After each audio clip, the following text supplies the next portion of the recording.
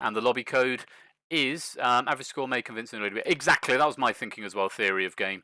If you get a high score earlier on, then it sort of makes people maybe not want to come back, which I don't want. So you've got to whisper to Persephone's Twitch bot, apart from putting the lobby code in, and then if you're in the game, everything is done through Persephone's Twitch bot, who should be in the chat in the moderators. So if you want to come and play, WLOM is what you need to type in. And good evening and welcome. I've gone for my game show thing, short sleeves tonight though, because it's really hot. Got really hot. But I've got another fun tie on the go. This is the Vitrix knot, which is a variation on the Merovingian knot, which I'm sure everybody knew. Yeah, making a... no, you can't change your colour, not jumble numbers, unless you leave and then rejoin. They're in a cycle, green, blue, red, yellow, green, blue, red, yellow. That's how they cycle around. But this is only for the lobby anyway. You'll be on a different colour if you get into the game and the podium picks you. Not that the colours matter, quite right, Loop, I'm on. Let me have a look at the lobby summary. So this is all correct. No one's played any games. Everyone's been in one lobby so far. Hello, Toad Boy. Welcome. Nice to have you here. And JPB, just joining the stream there, joining in the chat. Welcome to you as well. Ooh, there's a noise from not Jumbler Numbs. He wants a different colour, obviously. Whether that or he...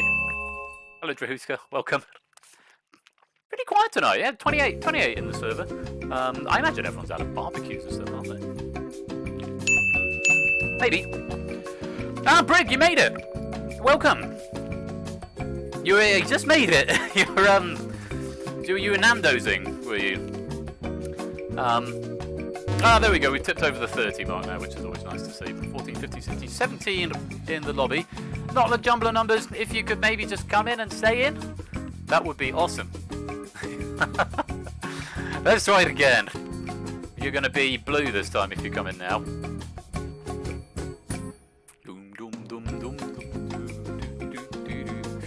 Right, I'm going to lock the spam filter.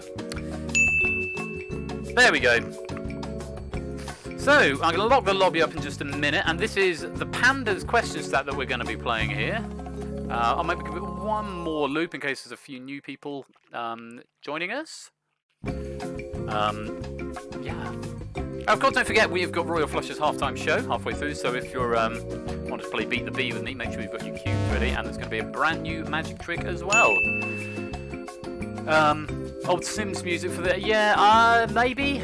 I think it just came from a sort of. I think I typed elevator music into YouTube. Yeah, very much elevator music, not jumble. I'm glad you're here, not Jumbler Numbers, because you'll be able to test out whether or not the because you've got the longest name of anyone in the community, I think. So it'll be interesting to see if if it fits you onto the podium, if you get in. Right. I'm going to wait for this sting to end, and then we're going to go into the game. 14, 15, 16, 17, 18 people in the lobby, and remember, this is the Pandas question stack, so don't press stop streaming, Ben. That is the wrong button, not the button you want to press. Right, we're going to lock the lobby, and we're going to go to the stage.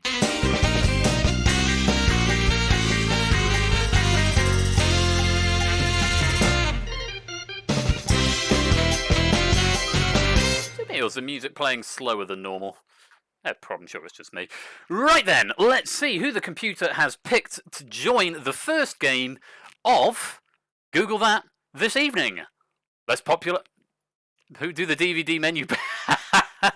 I'm not that good at programming 8-min kit. It would take me far too long to do that animation. Let's go and see who's going to be in the first game tonight. Let's populate those podiums.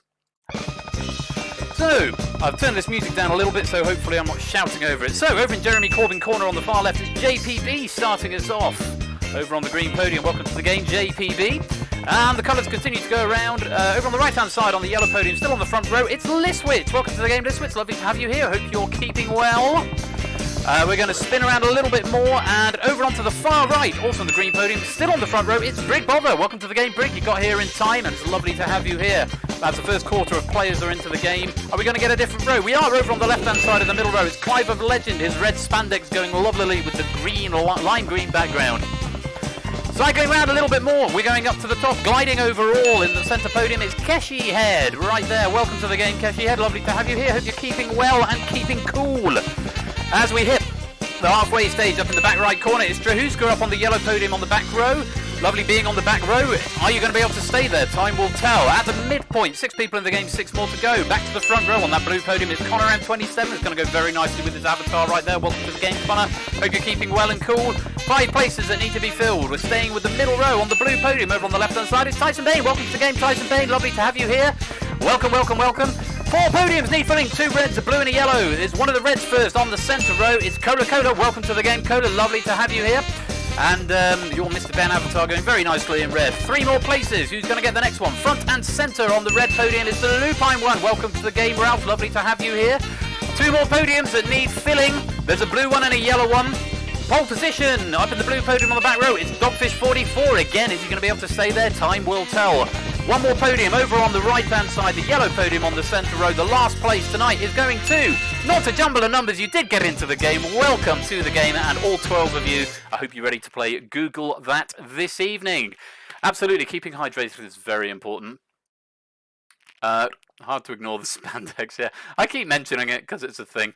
Nicely done, not a jumble of numbers. Welcome to the game. So, everything from now on is whispered to Persephone's Twitch bot unless you want to chat. If you are in the game and you want to chat, it's exclamation mark and then your message. You don't need to type chat, just exclamation mark message into public chat. There you go, Cola, and your messages will appear on the screen. Let's keep it PG-13 if we can. And if you want to send an answer, everything else must be whispered to Persephone's Twitch bot. I can't say that enough times, but every week if there's a new player, somebody forgets.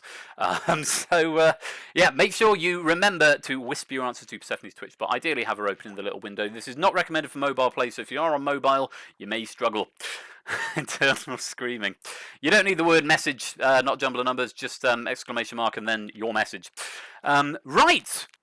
So, these are Panda's questions, and so any queries about that, you have to point them in his direction, but I'm sure there won't be. And as ever, word of God glides over all. That's me. Right. I keep going to press the stop streaming button instead of the begin round button. I really need to not do that. Good luck, everybody. Let's begin the first round. It's the early bird. As before, this is basically Danger Zone Light without the Danger Zone. Answer the multiple choice question. The question will appear in the chat first. It's very important if you're working on a little bit of latency. Keep your eye on the chat because as soon as the question comes up in the chat, the question is live. With the A, B, C or D to Persephone's Twitch bot, only the first 5 correct players will score 10, 8, 6, 4 and 2 points respectively. No points if you're wrong or you're too slow or you answer correctly but too late. So to whisper, you can do the W at Persephone's Twitch bot or just click Persephone's Twitch bot user and then get a separate interface open to whisper to her. You only need to whisper the letter. You don't need the full answer for this, A, B or C or D, just the letter, and the first 5 correct ones will get points. There are 5 questions in this round and a maximum of 50 points available. Yeah, just Danger Zone Light, that works. So, let's go pre-question. Fingers on buzzers, everybody. The very best of luck to you. Remember, as soon as the question is in the chat, the question is live. You get about 4 seconds to read it and then 10 seconds of the countdown. The bot will tell you when you've got 5 seconds and the bot will tell you when time is up. No arguments. If you're out of time, you're out of time. That's why you've got to watch the chat. Very best of luck to everyone. Let's open up the round 1 class and press the magic button. If you're ready, we're going to play Google That. Here comes question 1. Which of these is a bowling split? 1, 2, 8, 9, 3, 6, 7, 10. Pick up the answers. Cola, Tyson, Strahuska. Need an answer. There we go, just Strahuska. Everyone locked in. There's no penalty for getting it wrong in this round, so you might as well have a guess. Everybody getting that right there, apart from Strahuska and not a jumble of numbers. But let's find out who was fastest and what the correct answer was. The correct answer was D, 7, 10 split. Yes, so if they're in a triangle, it's 7 and the 10, the ones on the corners of the back row. Clive Legend getting that right fastest for 10, JPB getting 8, Listwitz for 6, Lupine for 4, and Keshi for 2. Dogfish, Tyson Bain, Cola, Connor, and Brig all getting it right, but not fast enough, unfortunately. So there's question 1. Let's reset the podiums. Get ready. Here comes question number 2. Maureen Starkey Tigrit was married to which Beatle? A. Starr, B. McCartney, C. Lennon, D. Harrison. Tyson Bain. And there's an answer. Oh, not as many people getting that one. 1, 2, 3, 4, 5. Only 5 people getting that one right. And so there'll be the 5 people who will get points from this. Let's reveal the correct answer. It was, in fact, Ringo Starr. Ringo Starr was married to Maureen Starkey Tigrit. Tigrit. If anyone locks in really early, they probably are guessing. Possibly. Read me.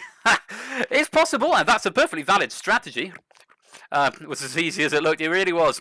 Not a jumble of numbers actually there fast, so the early bird really paying off there. That lucky guess at the beginning, not a jumble of numbers. I don't know if it was a guess, but well done. 10 points to you nevertheless. JPB second again for 8. Brig Bother getting 6 and off the mark. Lupine getting another 4, taking him to 8, and Cola getting off the mark with 2. 1, 2, 3, 4.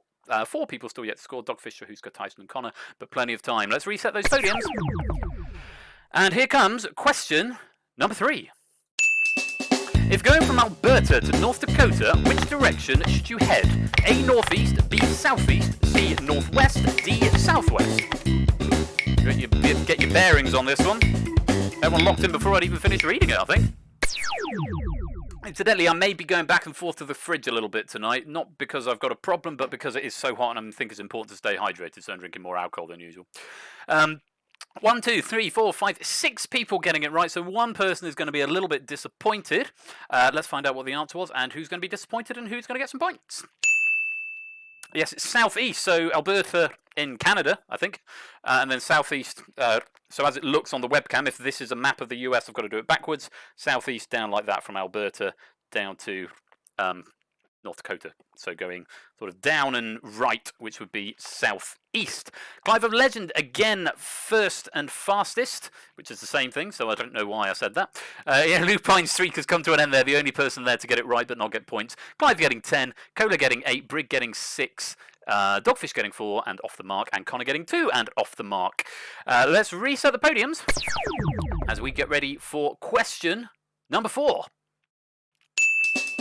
Detective Comics number 27 introduced what character? A, Spider-Man, B, Superman, C, Aquaman, D, Batman.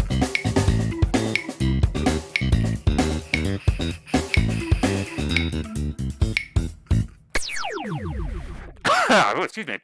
Anybody up in the DC universe? 5 of you all are, and again, you're going to be the only 5 to get points anyway, so academic that the rest of you got it wrong. Let's see what the answer was and who was fastest. Again, Clive of Legend, the fastest off the mark for another 10 points, taking him up to 30. Tyson Bain getting some points and off the mark with 8. Lupine getting 6. Listwitz getting 4. Cola getting 2. Just Drahuska yet to score, but we've got one more question and then we've got 4 more rounds. So plenty to play for. Let's reset the podium. And here comes your final question for the round. Here is question number 5. Which vegetable is connected to Ireland's great famine? A, the carrot, B, the potato, C, the artichoke, D, the lettuce. Everybody locked in, that's what we like to see. Welcome to the stream as well, Vinum Veritas. I don't think I recognise your name, but you're very welcome here. If you could keep spoilers out of chat, that goes to everyone as well, but if you're new, you may not necessarily know that. Spoilers out of chat during the questions, but welcome to the stream, lovely to have you here. Drahuska, the only player there to get that one wrong. Everyone else getting it right, but let's find out who is going to get the points. Clive again! Wow, Clive getting 40 points from this round. That is a very, very strong start from Clive, very fast off the buzzer, and finding an akin with Panda's knowledge, clearly. Not jumble of numbers next for 8. Keshi Head getting 6. Slow down. Dogfish getting 4, and Brig Bother getting 2. Tyson Cola, JPB, Connor, Lupine, and Listwitz. You all are correct, but you all were not quick enough. I can't read your complaints, he's going too fast. He's like, Quicksilver. Well, this is the only round where that comes in really handy. Maybe the buzzer round, but there's other strategies that need to be borne in mind there as well. Evening, DMM. Welcome to the game. Lovely to have you here. Let's reset the podiums and see what that has done to the scores at the end of round 1. Go fast. You know it's Tyson Bain.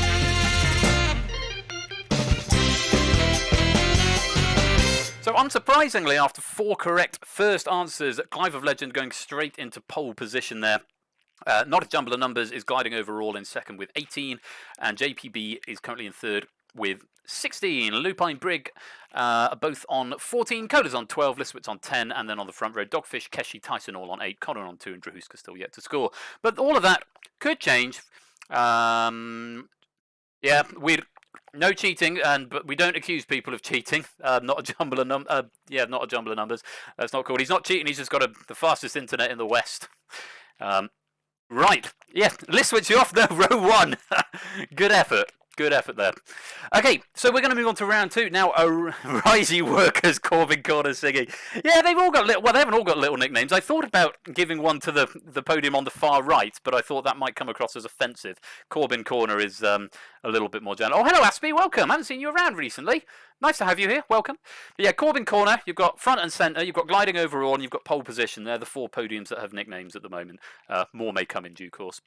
Now, a reminder, round two is the bid on the buzzer round. So we're going to go to the overview so you can see what this round is all about.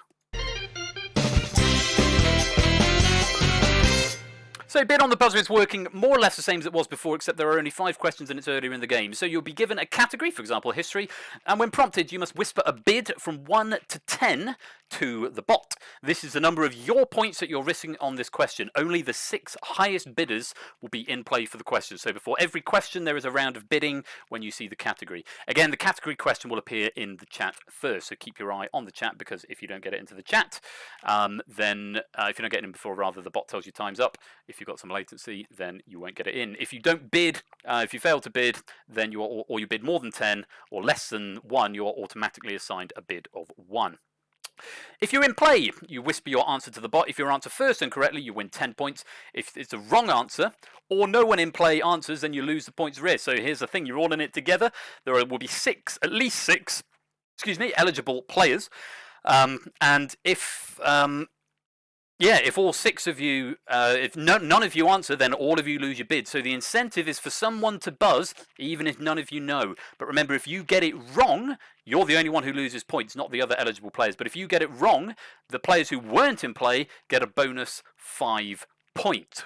So there is a lot of tactics that could be required in this game. So if you're in, you don't want to not buzz because you might lose your points if no one else buzzes, but you don't want to buzz and get it wrong because then you give points to other people who aren't eligible for it. So lots of things to think about. Welcome, Kasani. Lovely to have you here. Okay, Aspie. Well, it's lovely to have you here. I hope you're keeping well and keeping cool in this weather. Let's go pre-question.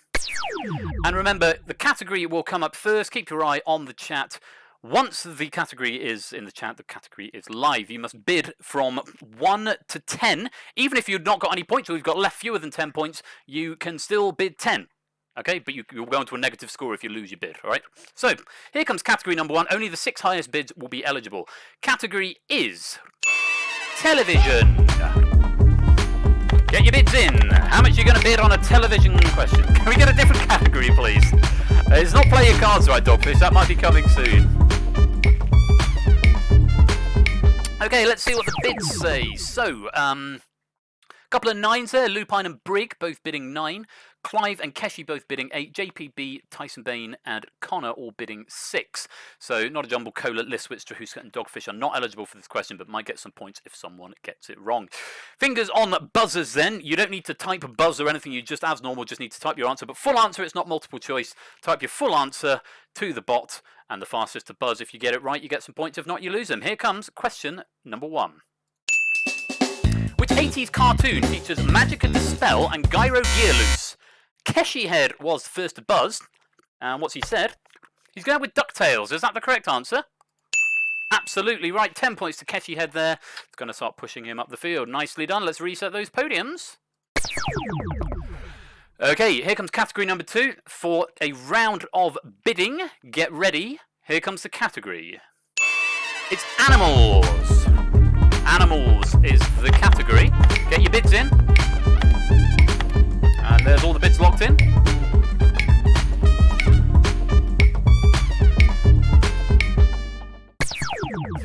And, we've got more than 6 in this, because there must be a tie. Lupine is actually wagering 10 on this one, supremely confident, so he's going to have to hope he doesn't get it wrong, otherwise that's going to be a big loss, or indeed that someone does definitely buzz. A 6 from Dogfish and JPB, a 5 from Listwitz, and 4s from from Clive, Brig, and Keshi. Not a Jumble, Cola, Tyson, Connor, and Drahuska. Not big enough points to be eligible. So you 7 fingers on buzzers. Here comes question number 2. What term is given to a male duck? Keshi again. Very, very quick off the mark. He's saying a drake. Is that the right answer? It is the right answer. Another 10 points to Keshi Head, who is going to start closing down that gap a little bit. Nicely done. A male duck is a drake. Let's reset the podiums. You have to be a bit faster, or can you outbid Keshi? Maybe Keshi will get a question in a minute. He doesn't want to play. Duck knowledge is solid. Here's the category, I should say, for question number 3. It's music. Music.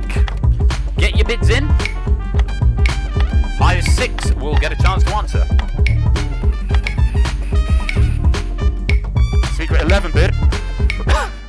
I don't think so, not a jumble. If you bid 11, it won't let you. Whoa! Low bids here, but again, Lupine is bidding 10, so he's going to have to hope that he or someone else gets the answer, otherwise he's going to lose a lot of points.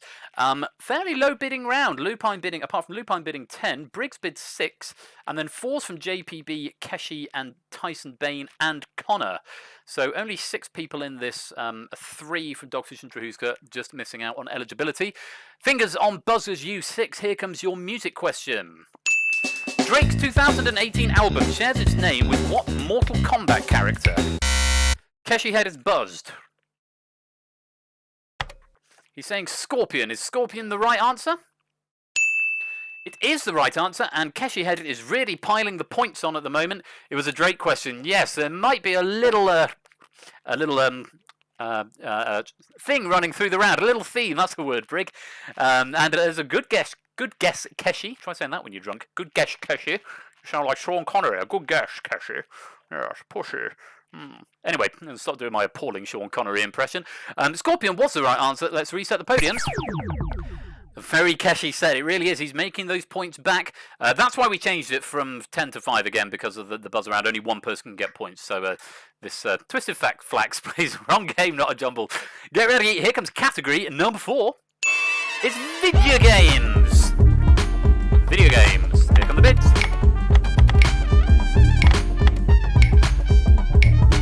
All the bids are in. Really hot. Okay, so we've got sort of a left swathe apart from Dogfish there. Clive, Lupine, Keshi, and Tyson Bain and Connor all bidding 10. Brig bidding 8. So it seems to be the same people who are bidding quite highly, getting into the question. Okay. Hello, Corbin Corner. Remember, of course, if no one gets it right, or if someone gets it wrong, you can get points for not being in play. But let's find out what happens on this question number 4 on the category of video games. Here you go. Scorpion was a vehicle driven by Master Chief in what series? Keshi again. He's saying Halo. Is Halo the right answer? Absolutely right. And yes, it was a Scorpion theme. There is a theme running through them. Another 10 points for Keshi. He's got some speedy fingers, and he's going to take the lead with that. It's going to be up to him as to whether or not he wants to play safe. But don't forget, all of that can change in the subsequent rounds where there's a bit more of a spread of points. Let's reset the podiums. And you've got one more question coming up. Here comes the category. Get your bids in. It's sports. Sport. Here come the bids. Beep, beep. I'm channeling friends like these. Keshi abstaining from bidding on this one. Automatically will be assigned a bid of 1. There we go. There's a little bit more of a wider spread here. Drahuska and Lupine both bidding 10. Tyson Bain bidding 7, JPB and Listwitz each bidding 6, and Brig bidding 5. You 6 are eligible to answer this question. Remember, you've got to get your answer in fast. If no one answers, you'll lose your bid. If one person answers and gets it wrong, that person loses their bids, but the ineligible players get a bonus 5 points. Not that Clive and Keshi need any more points at the moment. Okay, let's have a look and see what is question number 5. Fingers on buzzers. Here you go. The Halo is a driver...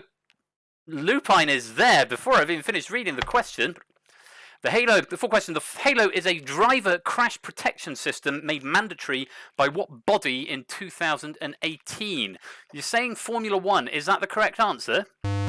It's not. It's the FIA. The sport was Formula 1, but yes, quote oh crud.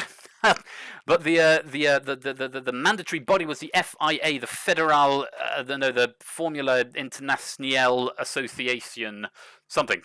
FIA was the governing body. So unfortunately, that is not the right answer. So we need to reject that, and you're going to lose. Yeah, you jumped the gun a bit. You're going to lose your points, and you're going to give some bonus points to the other 6 who aren't in. -10 Lupine, that's got a sting, and 5 points going to Clive, Not a Jumble, Cola, Connor, Keshi, and Dogfish. Oh, you're so grateful. Oh, why is it still doing the thing with the text? Yeah, and welcome, Panda. Lovely to have you here. Welcome to the stream, and thank you very much for this question pack as well. So that is the end of the round. Let's see what that does to the scores.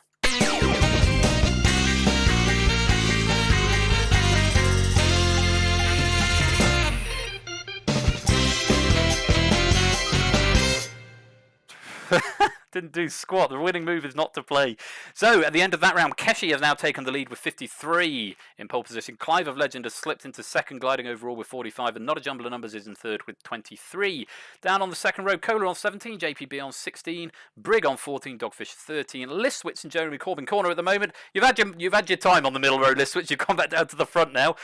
Jeremy Corbyn corner with 10, Tyson on 8, Connor on 7, Lupine on 4, and Drahuska still yet to score. That's the end of round 2. But of course, all of this scoring can change as we go into round 3. There's a much wider distribution of points. Let's have a look at it. It's Taboo! Fédération Internationale de l'Automobile. Thank you very much, Aspiodog. Yes, the FIA. So, in Taboo, you need to name something that fits a given category, for example, capital cities in Asia. With one answer only to Persephone's Twitch bot. You score 10 points for giving a unique correct answer. Answers given by 2, 3, 4, 5 or more players. Score 6, 4, 2, and 0 points respectively. And that points being on a line on its own is really irritating. I thought I'd fix all of these, but apparently not. I can probably fix it from here, but let me just see, just out of idle curiosity, if this is a thing that's going to fix it. Yeah, it sort of does, but yeah. I'll leave it for now. I'll fiddle with it later. I thought I'd caught them all, but I guess not. Controllers is what I want. No points if the answer doesn't fit the category. So it's sort of pointless. You want an obscure answer as much as possible. Obscure correct answers get you 10. If you share your answer, you get fewer points. If you share your answer with a lot of people, you're going to get no points. Okay, so again, no bidding, just whispering a single answer to Persephone's Twitch, but all of these are vetted manually, so I beg your patience as we go through them. I am getting faster as we go. So, let's go pre-question. Fingers on buzzers, everybody, as we go into question number 1. Name any country upon which the US has made a formal declaration of war at some point. Get your answers in. 3 seconds. Not a Jumble, Brig and Drahuska not managing to get an answer in the time there. Let's have a little look and see what you all have said. We've got a Libya, a Mexico, a USSR, France, Japan, Spain, Iraq, Japan, and USSR. So a lot of vague answers here. And we've got the question writer here who can always fact check stuff for us. I can say that USSR is not an answer that I've got, so I'm just going to defer this one to the Panda to see if that counts under the Empire-y thing. I don't know that it does. Russia is also not an answer that I've got, so USSR and Russia, both incorrect answers, and I'm going with the list that the Panda sent to me. Just before I knock the points out, I'm going to go through ones. Panda's going to look that up, so I'll go through the other ones of which we can be sure. Let's start with Mexico. Mexico at the top from Clive. I can say that Mexico is a correct answer. So Clive, you are going to get 10 points because I don't think anyone else has said it. Have some points. Now, France. Is France on my list? No, France is not on my list, so no points for France to JPB there. JPB on podium at number 4. The only person to say France, but unfortunately, no point for France. Now, you're surprised no one said Vietnam. I actually pulled this up with Panda earlier on when he said... I said Vietnam. You had a thing with Vietnam, didn't you? And he said, no, that wasn't a formal. There wasn't a formal declaration of war. It was just an act of unnecessary aggression. Japan. Japan is a correct answer. So Dogfish and Connor on podiums 6 and 9. You are going to get 6 points each for saying Japan. Very nicely done. Points, points, points are lovely. Iraq. Is Iraq a correct answer? Again, I don't have anything. I don't have Iraq down on my list, so I'm not going to award points just yet. I'm going to wait for confirmation. Libya, likewise, I don't have anything down for Libya, and Spain, however, I do. So Listwitz, you are going to get, definitely going to get some points on podium number 7. You're going to get 10 points for a unique answer. Have some points. Now, I'm going to come back to Panda for qualification on Iraq, Libya, and the USSR/Russia. They are not appearing on the list. USSR is not correct, so we can go with that. So Cola and Lupine 1, unfortunately, that is going to be no points because it is not a correct answer. I thought this one might be around. It takes a little bit of time to go through. Let's give you no points. Libya and Iraq are the last two. Cold War just wasn't hot enough. I'll tell you all the answers in just a minute. I'm going to give you 10 seconds for Panda to come back to me for these answers, Libya and Iraq, because I thought there was a war with Iraq, but I don't know if it was a formally declared war, if it was just called the War on Terror, the War on Iraq. Negative on either, no formal declaration. Thank you very much for confirming that, Panda. So that's going to be no points for Libya or Iraq either. Whew, took a little while to get through that question. The correct answers you could have had, incidentally, were the United Kingdom, Japan, Romania, Mexico, Italy, Austria-Hungary, Spain, Bulgaria, or Germany. Those were the answers or variations thereon for Germany. So those were the answers that you could have had for that war-related question. Let's reset the podiums and get ready for question number 2. Yeah, German Empire would have counted. German Empire or Germany would have been fine, Applecast. Welcome to the stream, by the way. Anna Podo Nuevo and Scorecam and David J. Bodycam. Welcome to all of you. Lovely to have you here. Here comes question number 2. Name any of Disney's 12 official princesses.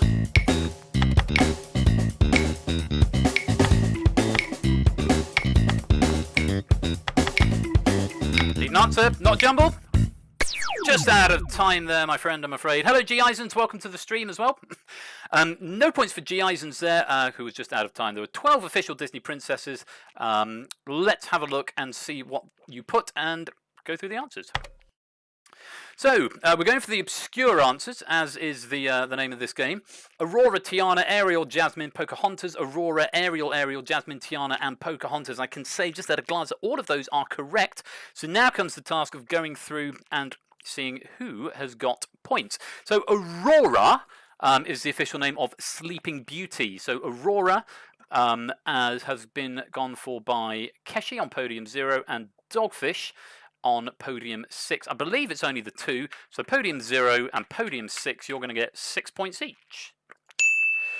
Now, Tiana has also been gone for by 2 people, Clive of Legend and the Lupine 1. Tiana, I believe, is the Princess and the Frog, I want to say. I've not seen it. Do forgive me if I'm wrong on that. Either way, you both said Tiana. That is going to be 6 points each. Now, 2 people going for Ariel. Ariel, of course, from The Little Mermaid, is an official Disney princess. Podium 7 and 8, Listwitz and Tyson Bain. That is going to be 6 points each. Oh no, I beg your pardon. Thank you. Good spot there, Connor. Yeah, Cola's said it as well. I'll have to take 2 points off you in a minute. 7 and 8. Sorry about that. That's my bad. Getting sloppy. So Cola, you're going to get 4 points. And the last. Oops. What have I done? That's the button I need to press. Pocahontas and Jasmine. So that's going to be 6 points each. So 6 points for everyone there. 4 and 5 and 9 and 11. 6 points. Pocahontas from Pocahontas and Jasmine, obviously, from Aladdin. Let's award you 6 points. And let's override, because I was a bit clumsy there. Podium position to adjust. Podium 7. Add this value, -2. Manually adjust player score. And podium position to adjust. 8. -2, manually adjust. There we go, now all is fair. Let's not change the current round. So the answers there that you could have had, yes, well done everyone who got an answer in. Ariel, Little Mermaid, Jasmine, Aladdin, Cinderella, of course, from Cinderella, Snow White from Snow White, Sleeping Beauty or Aurora from Sleeping Beauty, Belle, which nobody went for there from Beauty and the Beast, Merida, who I think is from Brave, Merida or Merida, Tiana, which I think is Princess and the Frog, Pocahontas, Mulan, no one said Mulan, Rapunzel from Tangled, and Moana. Those are the 12 official Disney princesses. Discussing this with Panda earlier on, I said Elsa and Anna, are they there? And apparently Elsa is a queen and Anna doesn't have a companion animal and therefore doesn't qualify as an official princess, according to Disney official sources. Yes, they're not official, GM Rubik's, absolutely. So let's reset the podiums. Everyone getting some nice points there, and get ready for question number 3. Per Stack Overflow's 2019 Dev Survey, name a programming language used by more than 10% of professional developers. How well do you know your programming languages? I'll tell you what this is programmed in once the time goes up. Not quite everyone getting an answer in, not Jumble of Numbers and Tyson Bain just running out of time there. So this is written in C#, which I know is a correct answer. Let's have a look and see what everybody said. So we've got C++, Ruby, Java, Python, JavaScript, C++, Lua, Python, and C#. So C#, which is definitely a correct answer.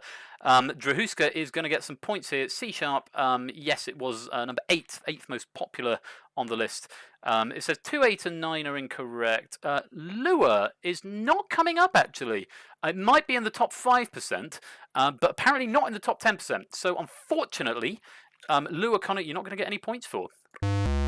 Now, C# is certainly a correct answer, so I can give Drahuska some lovely points. I can give you 10 full points for C# there. Nicely done, Drahuska.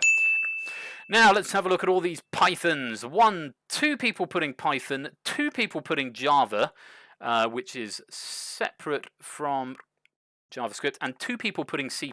So that's 6 people with paired answers. So a 0, a podium 1.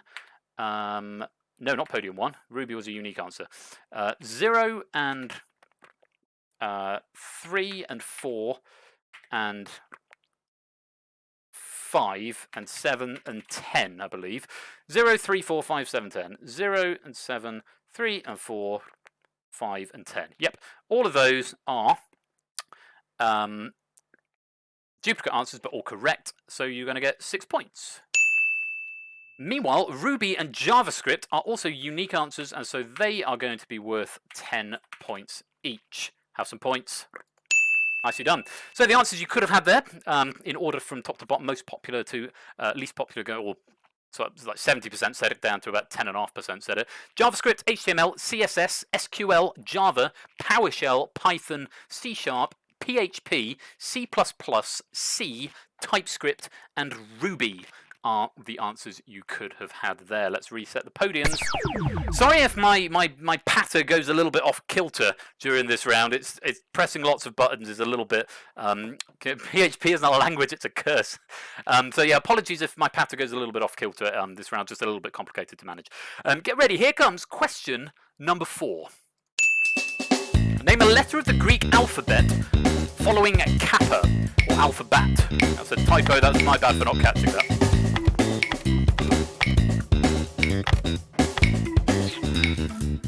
Not a jumble? Not a jumble. Are you AFK? Are you taking up the position, the podium that someone else could be taking up? That's frightfully rude if you are. I'm assuming you're just not knowing these answers, so I'll give you the benefit of the doubt here. Not jumble said he bounced. Oh, okay. Fair enough. Well, that's a bit rude, but at the end of the round, I'll bring someone else in to replace Not a Jumble of Numbers. You inherit his score and such like. But yeah, I don't know if that's going to screw up the high score list. I don't think it does, but we'll see. Let's reveal the answers. Okay, if he had to go, he had to go. Alphabet is like a spelling bee. Tau, Omega, Sigma, Upsilon, Summa, Sigma, Tau, Omega, Tau, Omega. All of those are correct answers according to this, only Not a Jumble of Numbers giving an incorrect answer. Options you could have had Lambda, Mu, Nu, Xi, Omicron, Pi, Rho, Sigma, Tau, Upsilon, Phi, Chi, and Psi. So, actually, Summa, S-U-M-M-A. Now, that has been flagged as correct, but I'm not sure I'm going to let that fly, Summer. It sort of looks a bit like Sigma. I don't know. Brig, what did you mean to type there? Were you going for Sigma, or was that just a punt there? It's wrong. Thank you for your honesty there. So unfortunately, Brig, that is going to be no points. Now, let's look at the other ones. 2 people going for Sigma by the looks of it. Yes, so podium 3, podium 6. Podium 3, podium 6, you're going to get 6 points. Who else is going for pairs? We've got 4 Omegas there, 3 Taus and 1 Upsilon. So that 1 Upsilon is going to be worth 10 points, and that's going to JPB. Nicely done there, 10 points. 3 Omegas, so those are going to be worth 4 points on podium 1, podium 8, podium 9, 4 points for sharing 3 ways. No, 5 ways, I've done it again. Balls. It should have been 2 points. I'll fix that in a minute. Sorry. Let's go. Podium 11, first of all, 2 points. And then 8, 9, and 1 need to lose 2 points. Sorry about this. I will get the hang of it after a while. It's a good thing I can overwrite it. -2, what was it? 1, 8, and 9. Manually adjust. Manually adjust. Manually adjust. And then and patter, patter, patter, patter, patter, happening all the while. 0, 7, and 10, all saying Tau, that is going to be worth 4 points. There we go. Whew. Got away with it. Got away with it. Right then. So, what I'm going to do is replace Not a Jumble of Numbers with someone else who was in the lobby, if I've still got that list of players who are in the lobby. Rubik's, are you still around? Do you want to play? You've not played before. You want to play Rubik's? If you're still here, do you want to take up Not a Jumble spot? If you do, let me know, and I'll sub you in at the end of the round. I'll do it at the end of the round, because otherwise it leads to confusion. Let me know what you want to do. For now, we are going to reset the podiums. And we are going to go on to the final question of this round. Fingers on buzzers. Here is question number 5. Name any of the 12, or debatably 13, Olympians.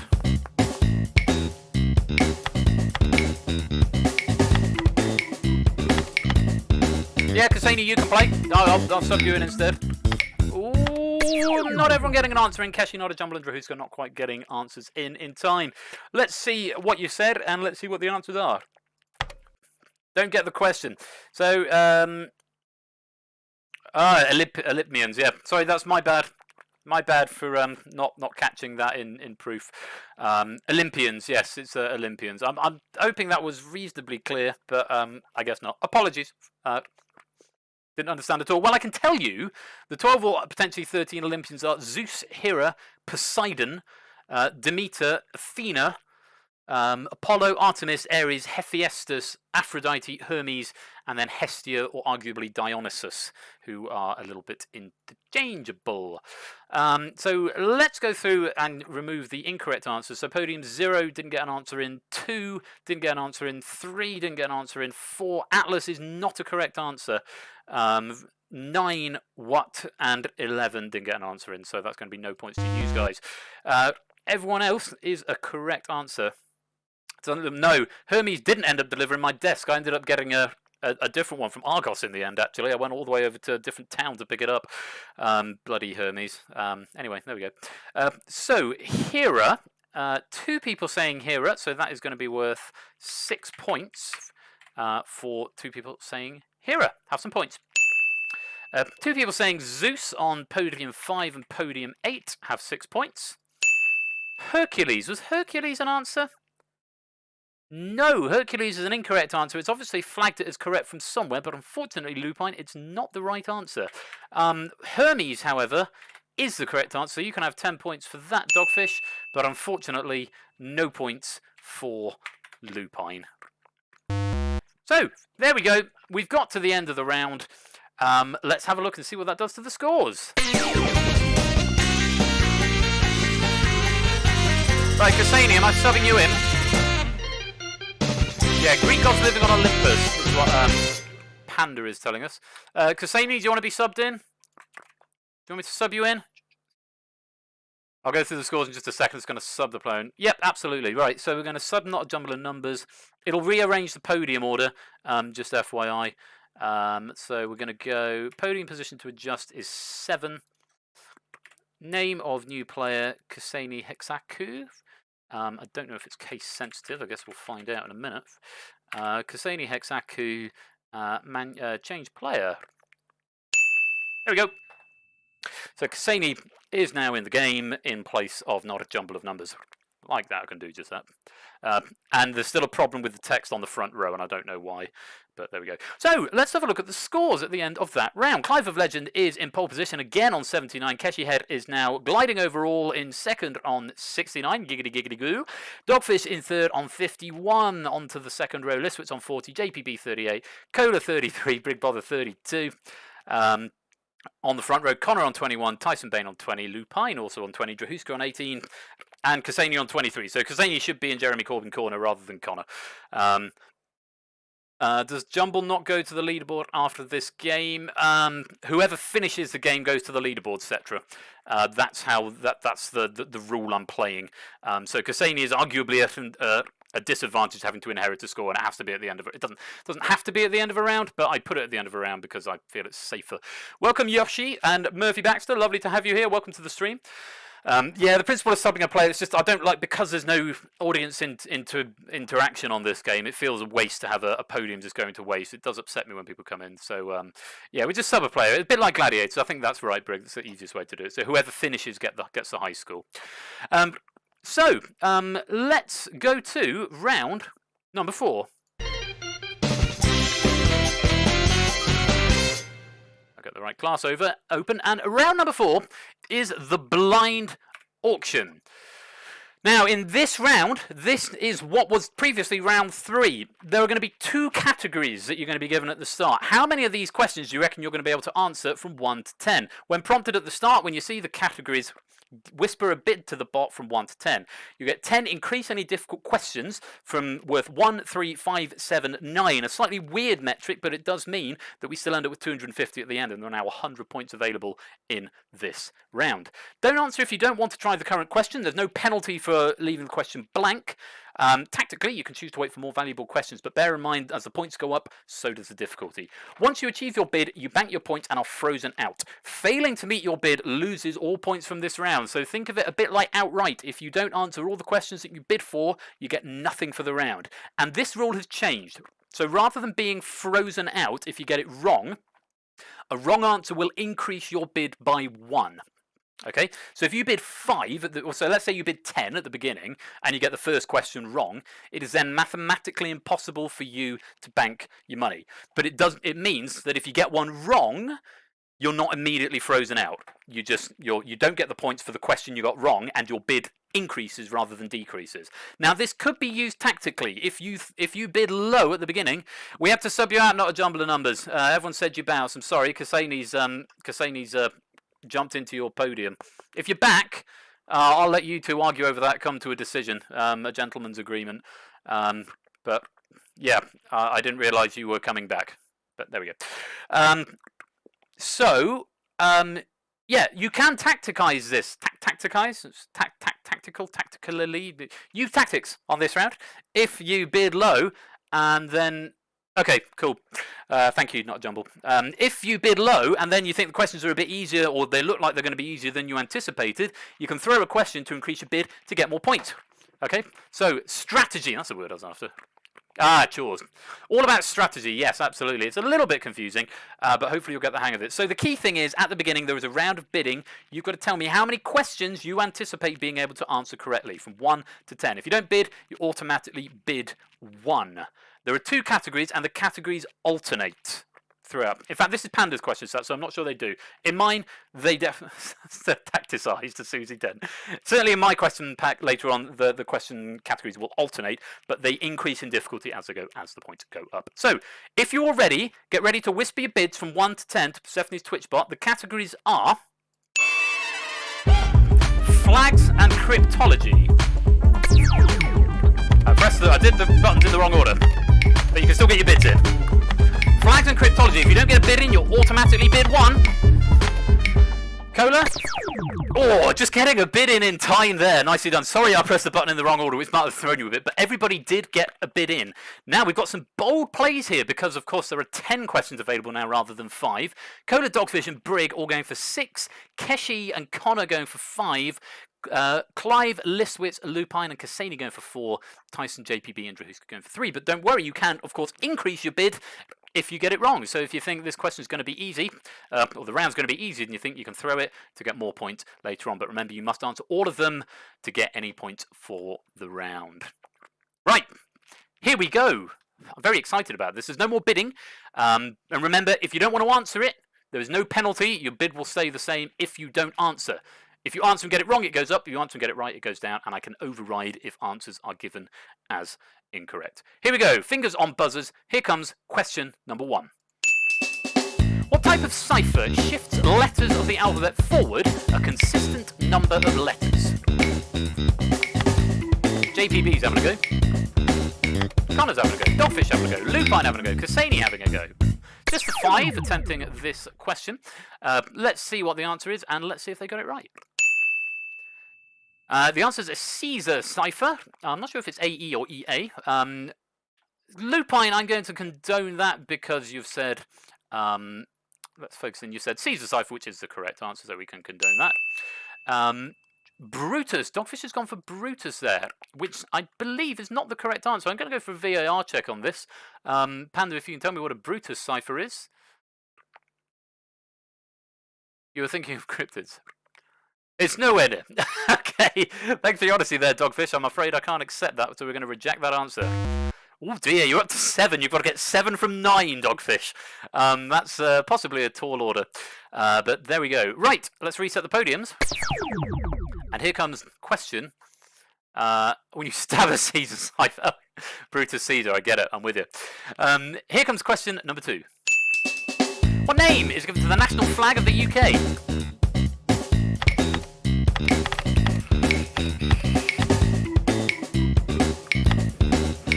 Gonna try this one, Cassini, you're gonna leave it? Free to leave it?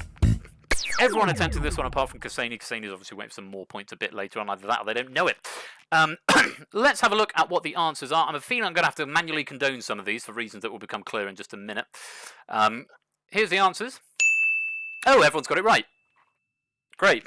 Apparently, it's Court Union flag as the right answer. So Panda and I had a bit of a conversation about this. I said it's only the Union Jack when it's flown at sea, which used to be the way it was, but apparently it's actually quite a modern interpretation of the Union Jack when it's flown at sea, otherwise it's the Union flag. But apparently the Union Jack is a readily accepted answer, so I would have accepted either there. The computer has accepted either for me anyway. So there we go. Nicely done. Everyone who played there getting that one right. Let's reset the podiums.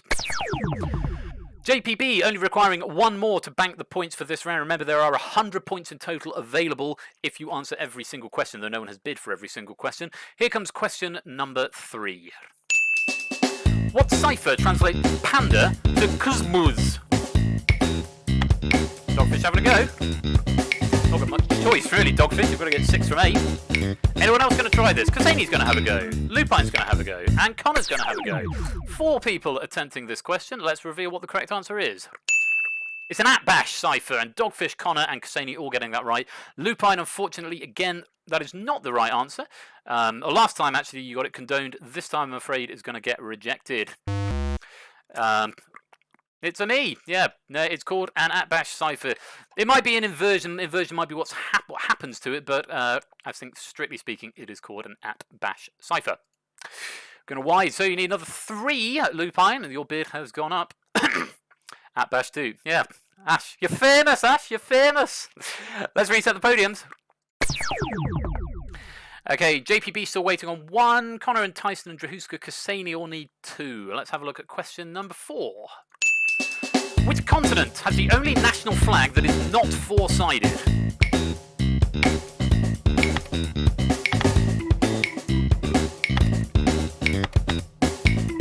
Make a decision, JPB. Is he going to bank out on this question? He's not. He's going to leave this one out. But Connor has had a go, so he's going to go down to 1 if he gets this right. 1, 2, 3, 4, 5, 6, 7, 8 people attempting this one. Let's reveal the answers. Yes, Asia. And Connor, unfortunately, it is the right flag. It is the flag of Nepal. But Nepal is not the continent, I'm afraid. And Big Brother Africa is not the correct answer. So, fortunately, podium 6, we have to reject that answer. And we have to reject podium 7 as well. Rip me, indeed. So So your bids are going to go to 6 and 3 respectively. Brig 5, 6, 7, 8, 9, 10. You've got to get all of the remaining questions in order to get out of this. Everyone else getting that one right. Lifswitz and Lupine still, and Clive still on 2, along with Tyson Bain. JPB the only one that's still on 1. Let's reset the podiums. And here comes, no big deal, yeah, casual, you'll get all 6 of these, Brig. Here comes question number 5. An encoding square and an arcade game with an urban legend share which name? This is worth 9 points. Kasani's trying this one. Lupine's trying this one. Keshi and Brig are trying this one. Only the 4 of them having a go at this. Remember, the questions do increase in difficulty as the points go up. Let's have a look and see what the answer was and whether they got it right. It's a Polybius. Polybius. So Keshi, Lupine, and Kasani all getting that right. Lupine and Kasani now joining JPB on the 1 question away from safety. Brig, unfortunately, you are now mathematically unable to escape this round. You need 7 from 5. No, 7. Yeah, 7 from 5. Bad luck. You're not going to get any points for the round. Let's reset the podiums. 3 players need 1 question. And 5 players need 2. 1 needs 3, 1 needs 4, and 1 is stuck. I've got it right for the multiple choice, but a bit of a nightmare this round. Yeah, bad luck.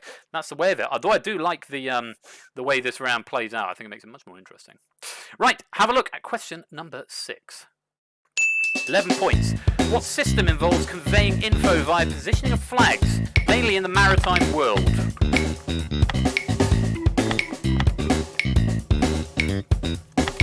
All of the top, all of the middle, and 2 on the bottom are going for this one. Lupin, Drahuska, and Kasani sitting this one out. Also, welcome to Uzmaki Pavel and Ask Backward. Lovely to have you here. Welcome to the stream. So 9 out of 12 players attempting that. Let's reveal the answers. See what you said. Yes, Semaphore. Everyone who played that got that one right. And JPB is making his exit with that question and banking those 15 points. Nicely done, JPB. You cannot take part in the remainder of this round. Everybody else, however, is still in. Let's reset the podiums. So quite a few people, 1, 2, 3, 4, 5, 6 people now, down to just 1 question. Escapes, Drahuska and Connor on 2, Cola and Dogfish on 3. There are 4 questions remaining. Have a look at question number 7. It's a 13-pointer. What baking ingredient is also the term for random data used to modify a password hash? Dogfish is in. Anybody else going to try and escape on this question? Kasani is. Brig is having a go. Going down fighting. And Cola, just in the nick of time, is getting an answer in. Of course, if Cola gets this one wrong, then Cola will be mathematically... Likewise, Dogfish. If Cola or Dogfish have got this one wrong, they will be mathematically unable to escape. At the moment, or up until then, they could have passed on 1, but not get 1 wrong. Let's have a look at what the correct answers are. It's salt, and Kasani is making their escape with that question. 28 points banked and safe. Kasani, you're frozen out. Dogfish, that is the right answer with salt, but Cola, flour is not the correct answer, which means, unfortunately... Was this the round where if I press reset podiums, it automatically rejects? I can't remember. Because if it does, I don't need to manually go through. I can just reject the answer. Someone remind me. In chat. You know what? I can't remember, so I'm just going to manually reject. Brig, it's not yeast. It was this Cola, was it? Great. I'm going to reject anyway. And Cola, unfortunately, that is not the right answer, which means mathematically you cannot get out of this round. So there are 3 questions left. Let's reset the podiums. Kasani and JPB are safe and banked. Clive, Keshi, Liswitz, Tyson Bain, and Lupine still need 1 more. Drahuska and Connor and Dogfish need 2. Cola and Brig are stuck. There are 3 questions remaining. Here is question... I'm liking the intensity of this round as well. It's pretty scary, isn't it? Here comes question number 8. What colour appears in the most national flags of African countries? This is a 15-pointer. Dogfish and Connor, you can afford to miss 1, but you can't afford to get 1 wrong. Okay, interesting. 1, 2, 3, 4, 5, 6 people attempting this. 4 people for whom it has waiting. Connor and Drahuska, if you've got this one wrong, then you'll be mathematically unable to escape because you'll need 3 from 2. Let's reveal the correct answer. It's green. I refer to panda on this. Yes, green is the colour that features on the most number of African flags, green, which means Listowitz, you have escaped and banked out 36 points. Yeah, Tyson Payne and Lupine one, you've dodged it for now, but you've still got to get at. You've still got to bank. Sorry, Ash, you've still got to bank, and you've only got 2 questions with which to do it. I'm going to test it this time because there's 4 players whose answers I need to reject because the answer's green, and hopefully Drahuska's, Kola's, Keshi's, and Connor's answers will all go up by 1. Let's find out. Escape the round. Yeah, I like that. So Listowitz has got out. Let's no, not reject. Let's reset the podiums. 1 4 2 2 2 5 3 3. Excellent.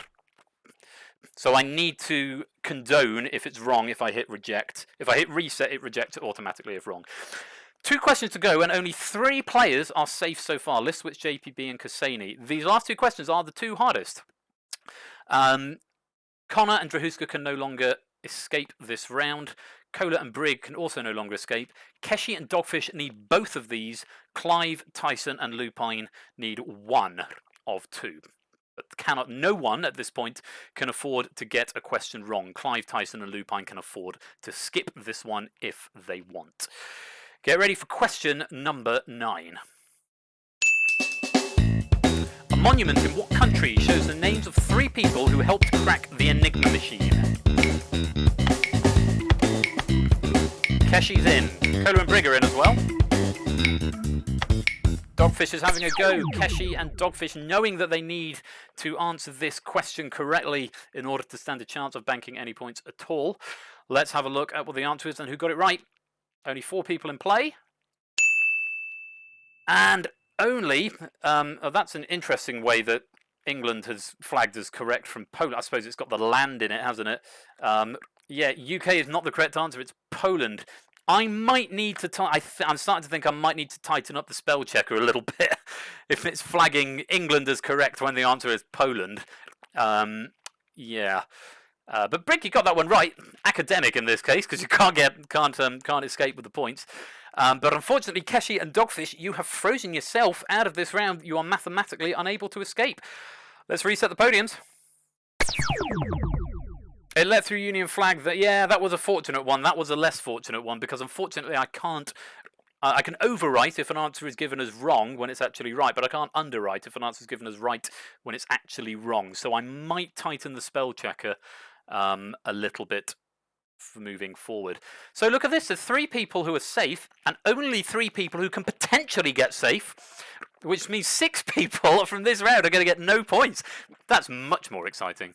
I can manually change the points egg, and in this round, but in this round it's a bit more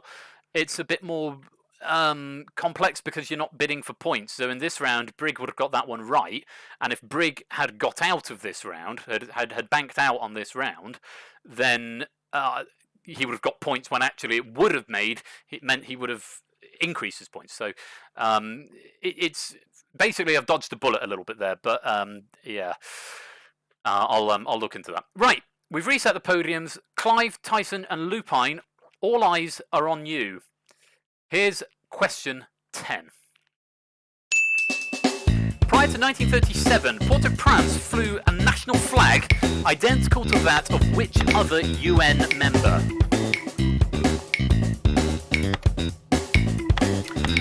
Clive, Tyson, and Lupine have all had a go. Are they correct? Yeah, it's obscure. It's worth 19 points. It's going to be big points if you get this one right. Let's reveal the answer and let's see what you've said. Ooh. No. No one getting that one right. Liechtenstein. Liechtenstein was the answer. And that, yes, they found it at the 1936 Olympics, according to DMM there. And that, I'm not going to read that, Connor. According to all known laws of aviation, there is no way that a bee should be able to fly. Its wings are too small. Have you been Googling things, Connor? A bit of copy pasta going on there. What I am going to do, I am going to manually reject the answers just in case it does something freaky at the end of the round. So Clive, I'm afraid that is the wrong answer. Also, Tyson Bain, that's the wrong answer. And Lupine, it's the wrong answer. I'm going to to do that manually just in case it does something freaky at the end. But that is the end of the round. Only 3 people escaping with points. What has that done to the scores?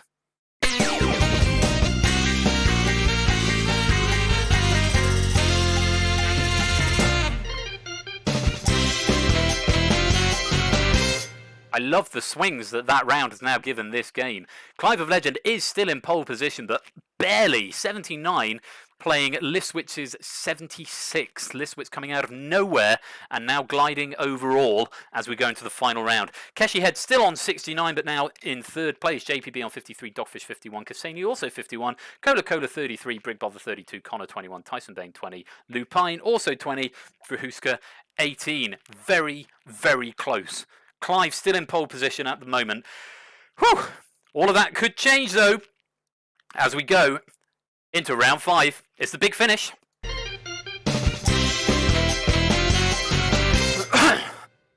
You have the swings, I'm not convinced somehow. Sorry, Dogfish. So, the big finish. Category for the big finish question will be given. For example, art. When prompted, whisper a bid to Persephone's Twitchbot. Bid any amount of points for 10 up to your current score. When the question appears, whisper your answer to the bot. The correct answer will win points equal to your bid. The wrong answer will lose points equal to your bid. There's one question in the round, maximum of 250 points available, or actually 79 in this game. Basically, Final Jeopardy.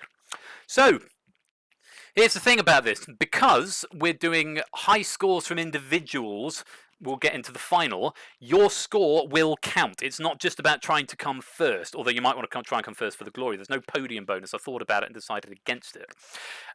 So, even if you're down at the bottom, you might want, or in the middle row, you might want to not play the all or nothing card. Depends how confident you're feeling about the category. Because the score you finish with will be the first score that goes against your name as a high score. And actually, because we've only played one game, all 12 of you will technically be eligible for the final at the moment. But that's unlikely to stay the same. So consider it very, very carefully. Let's go pre-question. Those are your current standings. I'll give you a few seconds just to look at the scores in case you want to do anything, any sort of mathematical thinking. Where's my dog?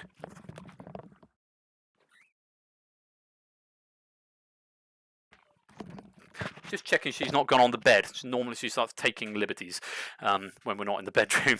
So, yeah, a little bit of quick maths for you maybe. A little bit of quick maths to see what is going to be the optimum thing to do in terms of points to bid.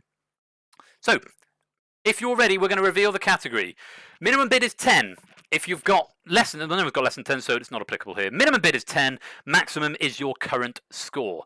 Here comes the category. Get ready to whisper to Persephone's Twitch bot how many you would like to bid. It's sports and math. Wonder why? If you don't bid, you're automatically assigned 10. So get a bid in.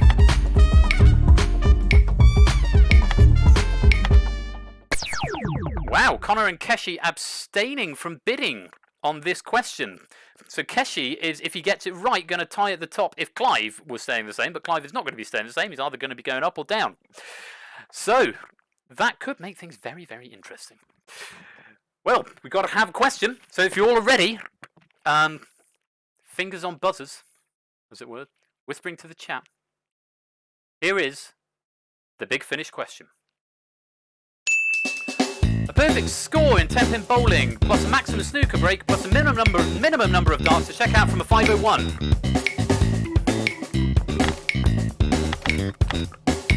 2 seconds. Ooh, lots of people not getting an answer in there. Some very, very quick maths there. It's a good question. It is a good question. Right. No, says Lupine. No, indeed. Well, let's have a look, first of all, at what the answer is. 456. Perfect score in 10-pin bowling, which is 300. Maximum snooker break, which is a 147. And the minimum number of darts to check out from a 501 is 9. 456. 9-dart finish, 147 break, and a perfect 300 game. So, yeah, you've got to think and type, but it was a short answer. Bollocks. Well, let's have a look and see how you did. First of all, Drahuska. What did Drahuska put? Drahuska didn't get an answer in, so unfortunately that is incorrect, and Drahuska is going to lose 10 points, finishing on 8. Lupine, you're next. Currently on 20. What did you put? 457, one away. Bad luck, I'm afraid. I can't accept that. You're the only one who said that. That is really unfortunate, but unfortunately it is wrong. And you're going to lose 20 points, back down to 0. Bad luck there, Lupine. Finishing, you're going home with what you came with. Tyson Bain, you're next. What did you say? You didn't answer, so we have to reject it. Losing 13, you're going to finish on 7. Connor, currently on 21. What did you say? Didn't get an answer in. Not going to fly, losing 10 points. Brig, currently on 32. Went for 556, 100 too many, so unfortunately that is not correct. Losing 29, dropping to 3. Bad luck there. Cola is next, up onto the next level of the podium, currently on 33. What did Cola put? 400. Unfortunately, 56 out is not good enough. Going to lose 12 points. Clive Legend still in the lead at the moment with 79. No one having given a correct answer. Let's go to Cassini, because this is the point now where we're going to be seriously thinking about if we've got it right. Have we overtaken? Cassini, currently on 51, has put nothing. So unfortunately, not going to get any points. And you're going to lose 50. Oh, back down to 1. Bad luck there. Dogfish, also on 51. What did you put? Didn't get an answer in. Not going to fly. You're going to lose 51 points. Back down to 0. Bad luck. The all-or-nothing strategy is not paying off for these people today. Clive of Legend still here in the lead. Hi, Lupine. JPB, currently on 53. What did you put? 456. Absolutely right. That crazy alien from that awesome mini-series of Torchwood. That is the correct answer. You're going to get 53 points. JPB has shot into the lead, doubling up to 106. We have a new first place, a new target to chase on 106. Now, if I recall correctly, Keshi didn't get a bid in. 69, current score. Did put the correct answer, so it's only going to be worth 10 points. Up to 79, tying with Clive, now a joint second place. Listwitz, who came out of nowhere earlier on and got into gliding over all territory, 76 points. What have they put? They didn't get an answer in time, so they're going to lose some points. How many? Only 14, so they're dropping that down into 4th place with 62. Finally, it comes to Clive of Legend. Was the leader. JPB managed to overtake. Keshi has managed to catch up. Is it going to be a clear second for Clive, or is he going to hand second to Keshi, or is he going to jump to first and overtake JPB? Let's have a look. Clive, what did you put? Well, I've had a lovely day. Unfortunately, Clive, that's not the right answer. A bit anticlimactic at the end there, possibly. Though very, very funny. How many points are you going to lose? Only 15, which means you are going to hang on to 3rd place, just ahead of Listwitz there. But at the end of the game, out of nowhere, thanks to that final question, the big finish with 106 points, the winner of the first game of Google That tonight is JPB.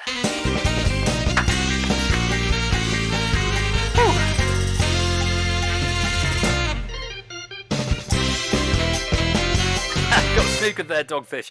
JPB finishing in first with 106. Keshi in second with 79. Clive in third with 64. Despite Keshi and Clive tussling over that first place all the way through, they finish in second and third respectively. Listwitz, who had a last-minute appearance out of nowhere, dropping back into fourth with 62. Kohler on 21. Connor on 11. Drahuska on 8. And then the front row, Tyson on 7. Brig on 3. Cassini on 1. And Dogfish and Lupine going home with what they came with. That is the end of the first game, and that is going to be our first 12 scores for the leaderboard. So remember the 12 highest scores across the entire run, which a reminder is going to be 6 double episodes, so 12. I'm not counting last week, so we're going to put another one on to the end before the final. The 12 highest scoring players will go through to the final. You're still welcome to come back. I might do some funky things with the numbers so that we can get some fresh people in to come and play, but we'll see how many we get in the lobby. But first of all, we're going to go for a little break. I'm just going to get my stuff ready. We're going to have a short ad break, and then it's going to be Royal Flush's halftime show, where I'm going to show you a magic trick. We're going to do announcements. I'm going to do Beat the Bee, and then we're going to crack on with game number 2. So sit tight. Enjoy the break, and I will be back for the halftime show in about 3 or 4 minutes' time. Thank you very much for playing. Congratulations to JPB. Don't you go away. We'll be right back after the break.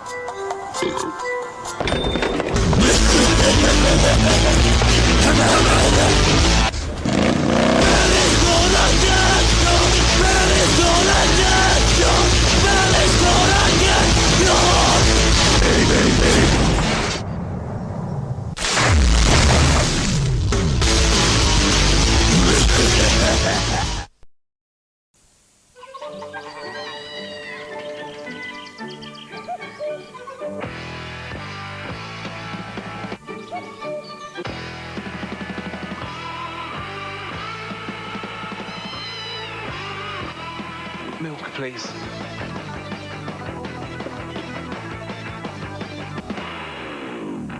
I bank with Abbey National. So do I. The staff don't take their lunch hour when I take mine. Nor mine. They pay interest when my bank account's in credit, and they don't charge for sending me letters. They use plain English. I therefore have no pent-up aggression and will not be wanting to fight this evening. Thank you. Nor will I then.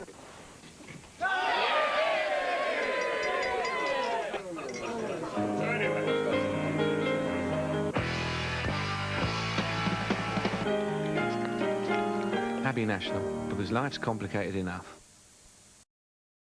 In the world of crime, Let's do it. they were the best. This is big enough, man. It's never big enough. But now, You want to get him or not? He's not gettable. they met their match. Do I have your attention now? Undivided. You change partners, you change rooms. Sean Connery, You're playing both sides. Catherine Zeta-Jones, and Ving Rhames. Entrapment. Rated PG-13.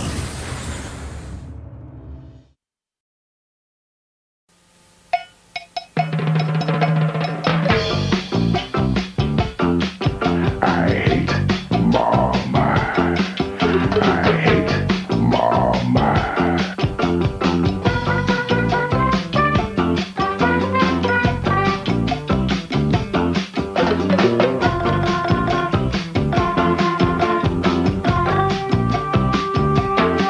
I hate Mama.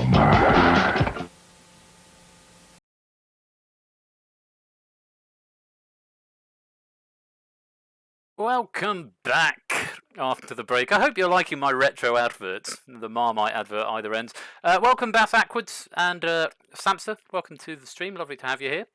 Yeah, it was a bit of a bloodbath on the bidding round. My feeling about that is that the workflow, the flow of that game feels much better as a game. Let me pop the camera placeholder off. There we go. Hello. Yeah, I think that works much better actually as a format. So yeah, I've got to highlight Tuesdays as well. Oh yeah, thank you very much everybody who came out on Tuesday for the AMA. That was a huge amount of fun, and it was an enormous pleasure to meet Ash in person. and sort of spend an evening there. That was huge fun. So thank you for the interesting and insightful questions that you all came up with, and thank you to Panda, who wrote the question pack for the game we've just played, and a very happy birthday to him as well. And Puzzle Dan, who I haven't seen tonight, I imagine is out for his birthday, but many happy returns to you, Panda, and thank you very much for that question pack. We both agree the writing questions for this is a lot harder than writing questions for Danger Zone. It's a bit more time consuming, so yeah, so I'm very grateful to him. In due course, in time, I will possibly release the question writing app, so if you would like to have a go at writing some Google That questions, I will possibly open it up at some point, maybe during this season, maybe when we go to the mid-season break. I don't know, still up in the air, but hey ho. Right, time for Royal Flush's halftime show. Hello, I'm Royal Flush, this is my halftime show. I'm not wearing a full suit, full disclaimer, no one can tell. I bought some chinos today, so I'm wearing shorts with me tie. But I'm saying that now just in case anyone catches it when I move the webcam up to the optimum position for magic to happen. To be honest, you'd probably get away with that unless I go back on the chair, and then you start seeing things. So we're going to do Royal Flush's card trick first of all. I'll then do announcements, and then we'll do Beat the Bee. So if you want to play Beat the Bee with me, you need a Rubik's Cube to do that. I'm just trying to get the right angle for the camera. Possibly needs to be a little bit higher. Looks about right to me. So, deck of cards, and this is one of my very favourite tricks. It's called Aces for Connoisseurs, and it's camera tricks. It's an ace trick, as you might well imagine, since it's called Aces for Connoisseurs. Yeah, it's way too bloody hot to wear a proper suit. So I've not bothered with the suit, just a shirt and tie and chinos. So yeah, Aces for Connoisseurs. So I'm going to give this deck a good shuffle.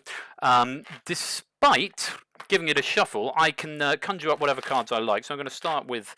I need to find the aces. That's the first thing I need to do. So if I go right there by the Queen, we'll find ace number 1. There's the ace of diamonds. The next one I just have to cut a couple of times. So if I go like that, we'll get ace number 2, the ace of hearts, which is very, very nice. So next I need one of the black aces. So if I just do a little flick and fire, that will fire out of the deck there the ace of clubs. Again, I've got to stop watching the camera and actually, watch my hands. Finally, I need to find the ace of spades. Let's try and find it in the middle. Jack of spades, so I'm pretty close, but not quite. But watch, if I give the jack of spades a little wave, it'll turn into the ace like that. So there's my 4 aces, and thus begins aces for... Stop! Thus begins Aces for Connoisseurs. I'm just warming up. That's just the appearance. You wait. Spades, diamonds, clubs, and hearts. 4 aces that I've got to work with. Now, this is an ace trick, as I mentioned earlier on. Burn him. I get that a lot when I do this trick. This is a great trick. You'll like it. So, yeah, what I'm going to do is I'm going to... Someone say stop somewhere down the deck. Anywhere you like. I'm going to riffle down the deck. When I see someone saying stop, I will stop. There's Egg Fried Cheese saying stop, right there by the 2 of clubs, okay? That card that we've stopped at, I'm going to just pop it under the mouse for now, and we'll come back to it a bit later on, okay? Don't let me change it, don't let me forget about it, but it's going to stay over there. I'm not going to show you yet, but we'll leave it there for now, so we'll need it in a bit. Now, yeah, latency. Now, for this, I'm going to need the aces. They don't just do magic on their own. They're going to need some friends, some helpers. So I'm going to give them a few cards from the bottom of the deck each in order for the aces to work their magic. But this is principally an ace trick. These are just sort of friends of the aces who help the aces to do their stuff. I'm just going to leave the deck just up there. Hopefully you can just see the corner of that. Now, watch very carefully. Because I'm going to do this 4 times. Same thing. There's the ace of hearts. You can see the ace of hearts right there. Now watch. I'm going to deal the cards down onto the table, and you'll notice the ace of hearts will vanish. I didn't tell you what was going to happen there, so that was maybe a little bit unfair of me, a little bit ungallant. But yeah, the ace of hearts is going to disappear. Huh? Yeah, well, I'll do the same thing again. Here's the ace of clubs. Same thing. Watch carefully. It goes onto the top of the deck. I'm going to deal the cards down, and you'll notice... a little bit in this direction, the ace of clubs disappears as well. Now, some people think this is sort of witchcraft as it's sleight of hand. So watch, I'll be very, very careful. There's the ace of diamonds going on the top. You see it there, and again, I'm just going to deal the cards down onto the table, and a 1 and a 2, and the ace of diamonds disappears as well. Like I say, this is aces for connoisseurs, so I have to do it with all 4 aces. There's the ace of spades as well. Watch very, very carefully as I deal the cards down. Ace of Spades, sometimes the most difficult to work with, but of course, the more you watch, the less you see. And the less you see, the better for me. Now, no priming in that egg. Nice suggestion, but no. Now, this is only half a trick, okay? Anyone can make a card disappear. I have got to thank you, Tyson Bain, for the applause. Anyone can make a card disappear. The object of any good, self-respecting magician is to bring them back. So I reformed the deck. Now, remember earlier on, I had one card on the side over there, which I haven't touched. I've left that. I'm going to bring the 4 aces back in 4 different ways. I'm going to start by doing a sort of a self-working trick. These are tricks that work on their own without any sleights. I will then do some sleight of hand for the second ace. The third one I would take out of my hands, but it's just me here. Mrs. Flush has gone to see her mother this evening, so you'll have to just pretend my hands are someone else's. And then the fourth one, I'll combine all the things that you saw there. So first of all, self-working trick. This card, I haven't changed it from the beginning. 7 of spades. Okay. Now, all the cards in the deck have got a twin. Okay. So the twin of the 3 of hearts would be the 3 of diamonds. The twin of the 7 of spades is the 7 of clubs. So watch, if I just give a little wave over the deck like that, and then just pop it to one side, you'll see that it talks to its twin. I don't know if you can see that, but the 7 of clubs has just turned itself over. That's nice, isn't it? Yeah. 7 of clubs turns itself over. Awesome. Now, you might have spotted that that is not an ace, and of course it's aces we're after here, but that is, I said it was a self-worker, so this is going to tell me how far away the first ace is. So watch carefully. If we go 1, 2, 3, 4, 5, 6, 7. Ace number 1. Ace of clubs. Excellent. So that was a self-working trick, a trick that works on its own. Now next, I'm going to do a little bit of sleight of hand. So I'm just going to bring up close to the camera. There's the ace of clubs right there. You're following that until the 7. Great. Watch. I'm going to do some sleight of hand. Watch. I don't know if you saw that. I'm going to undo it. Watch very carefully. I've got no sleeves, nothing in my hands, nothing up my sleeves, no sleeves at all. I'll do it one more time. Watch. Did you see that? Do it full and center on the camera. But now it's undone. Last time, I'm going to do it for real this time. See that? So that little sleight of hand move there, what I've actually done is turned over ace number 2 in the center of the deck without you noticing. There we go, the ace of hearts. That's good, isn't it? Now, for the next one, I should be able to spell to the next one, if I've done this correctly. If I'm going to, that wasn't, I know, right? If I've done this right, I should be able to spell ace of diamonds. This is one where I take it out of my hand. So watch carefully. If I spell A-C-E, ace, and then of, O-F, and then diamonds, D-I-A-M-O-N-D-S.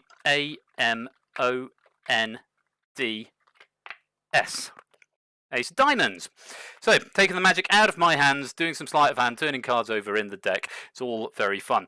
Now, I said for the big finale, I would combine all 3 of these tricks. So what I'm going to do is I'm going to take the diamonds, I'm going to take the hearts, I'm going to take the clubs. I'm going to combine all 3 tricks that you've just seen, and for this I'm going to need my phone actually. So I'm going to put face down over there, that's my phone. So I've got the 3 aces. Now for this trick at this point, I'm going to just pop my phone over the 3 aces that we've got there to make sure I can't get to them. At this point, if I could bring the final ace, the ace of spades, to the top of the deck just by shuffling, that'd be a good trick. But at this point, it might also be a little bit anticlimactic. So what I'm going to do is give them a shuffle and try something really miraculous. Like I said, combining all 3 elements, self-working, sleight of hand, using the audience. I'd normally do this with the audience hands rather than my phone. But if I can just shuffle and cut the deck a couple of times, then hopefully I can bring the last ace, the missing ace, the ace of spades, to the top of the deck. And that'd be a good trick. It would be a very good trick if this card were the ace of spades. But it might, like I say, it might be a bit anticlimactic. So I'm going to go one better. Watch, if I take that ace of spades, just see, watch me rub it against the back of my phone like this. You see me rubbing? You see me rubbing? You see me rubbing? We rub it a little bit harder, and actually we get a little bit of transmogrification there. And that one ace, the ace of spades, turns into 3 cards, which are, of course, the 3 aces that are under the phone, the hearts, the clubs, and the diamonds. And, of course, the card under the phone, the 3 cards that were under the phone, turn into 1 card, which is, of course, the missing ace of spades. And that, ladies and gentlemen, is Aces for Connoisseurs. Yeah. There you go. That's probably my favourite card trick to do. Thank you very much, everybody. I hope you enjoyed that. I'm going to have to Go back to the drawing board for thinking of another card that I'm going to be able to do next. Card trick I'm going to be able to do next week. I'm running out. Going to you're going to Hollywood. Maybe. Thank you very much for all the lovely comments. I'm glad you enjoyed. It's going to make it a thing. Next week I might do something other than cards. That could be quite fun. You all are very, very kind. Thank you. How do I know you didn't just get really lucky? You don't. I'm afraid that's how it goes. So, announcements. What's going on this week? So, apart from the fact that it's obscenely warm at the moment, what's happening tonight? I think Hit It. The series of Hit It is finished. Thank you. Are you a cardist theory of game? If you are, let's hook up on Discord sometime, and I'll teach you a few bits. I don't think Hit It is happening tonight, but correct me if I'm wrong. Later on, I'm going to put my keyboard back so I can actually type things.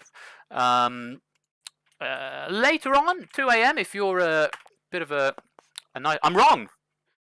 Right, there is Hit It tonight. I stand corrected. So once the stream is done, we can go and join Toboy and Yoshi for Hit It at 11 p.m. We might. No, it's only 9:30, so we should be done before then.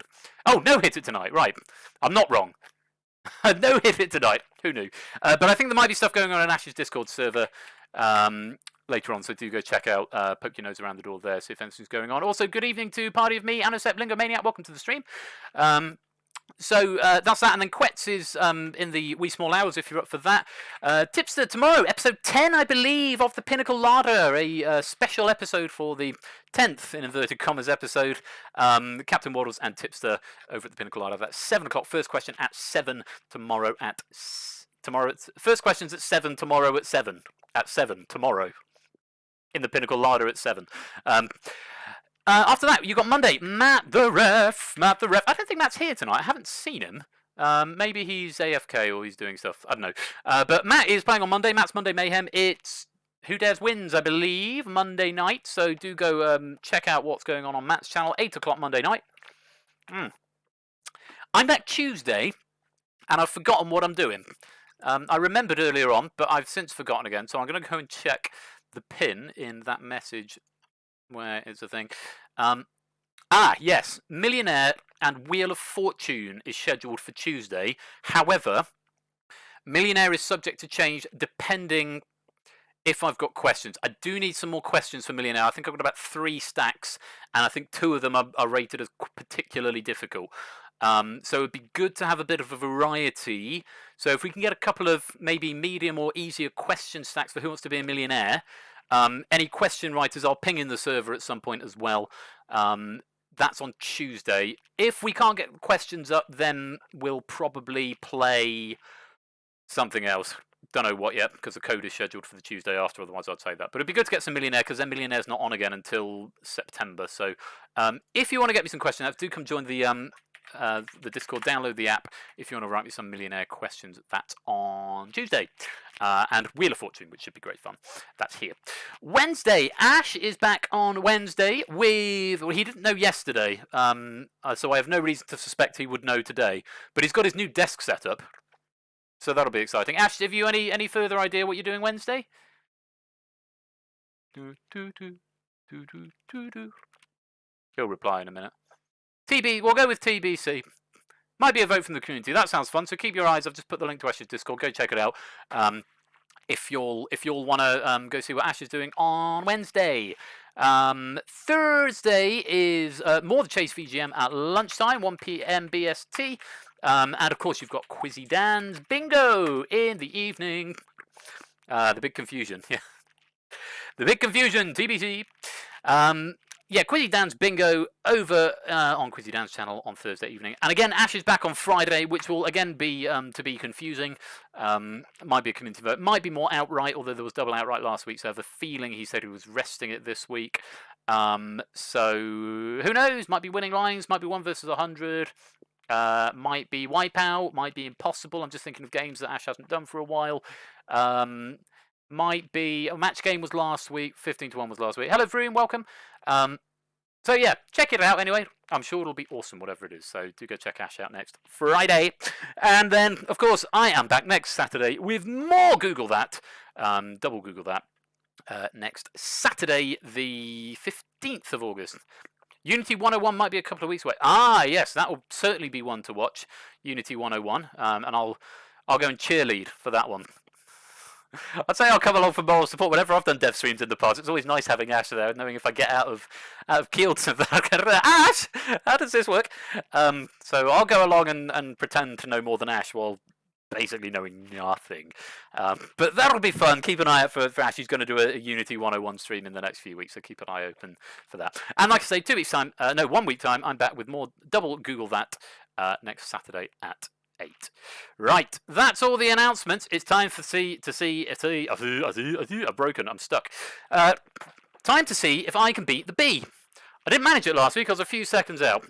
So we'll come to that angle again just one more time. I'll put the keyboard back again. So beat the bee if you've got a Rubik's Cube, and I know there are lots of people here who are speed cubers. I am not a speed cuber. I can just about solve a Rubik's Cube. I've done it in under a minute about 4 times in my life. My average is about 1:15. So please don't be sandying in the chat. I can do a Rubik's Cube in 10 seconds, because that's awesome. Good for you. If for those of us who aren't speed cubers, this is quite a fun thing to do if you sort of vaguely know how to solve a Rubik's Cube. The object of the game is very simple. I'm going to see if I can solve this Rubik's Cube in the time it takes to play Rimsky-Korsakov's Flight of the Bumblebee. Last week I was unsuccessful.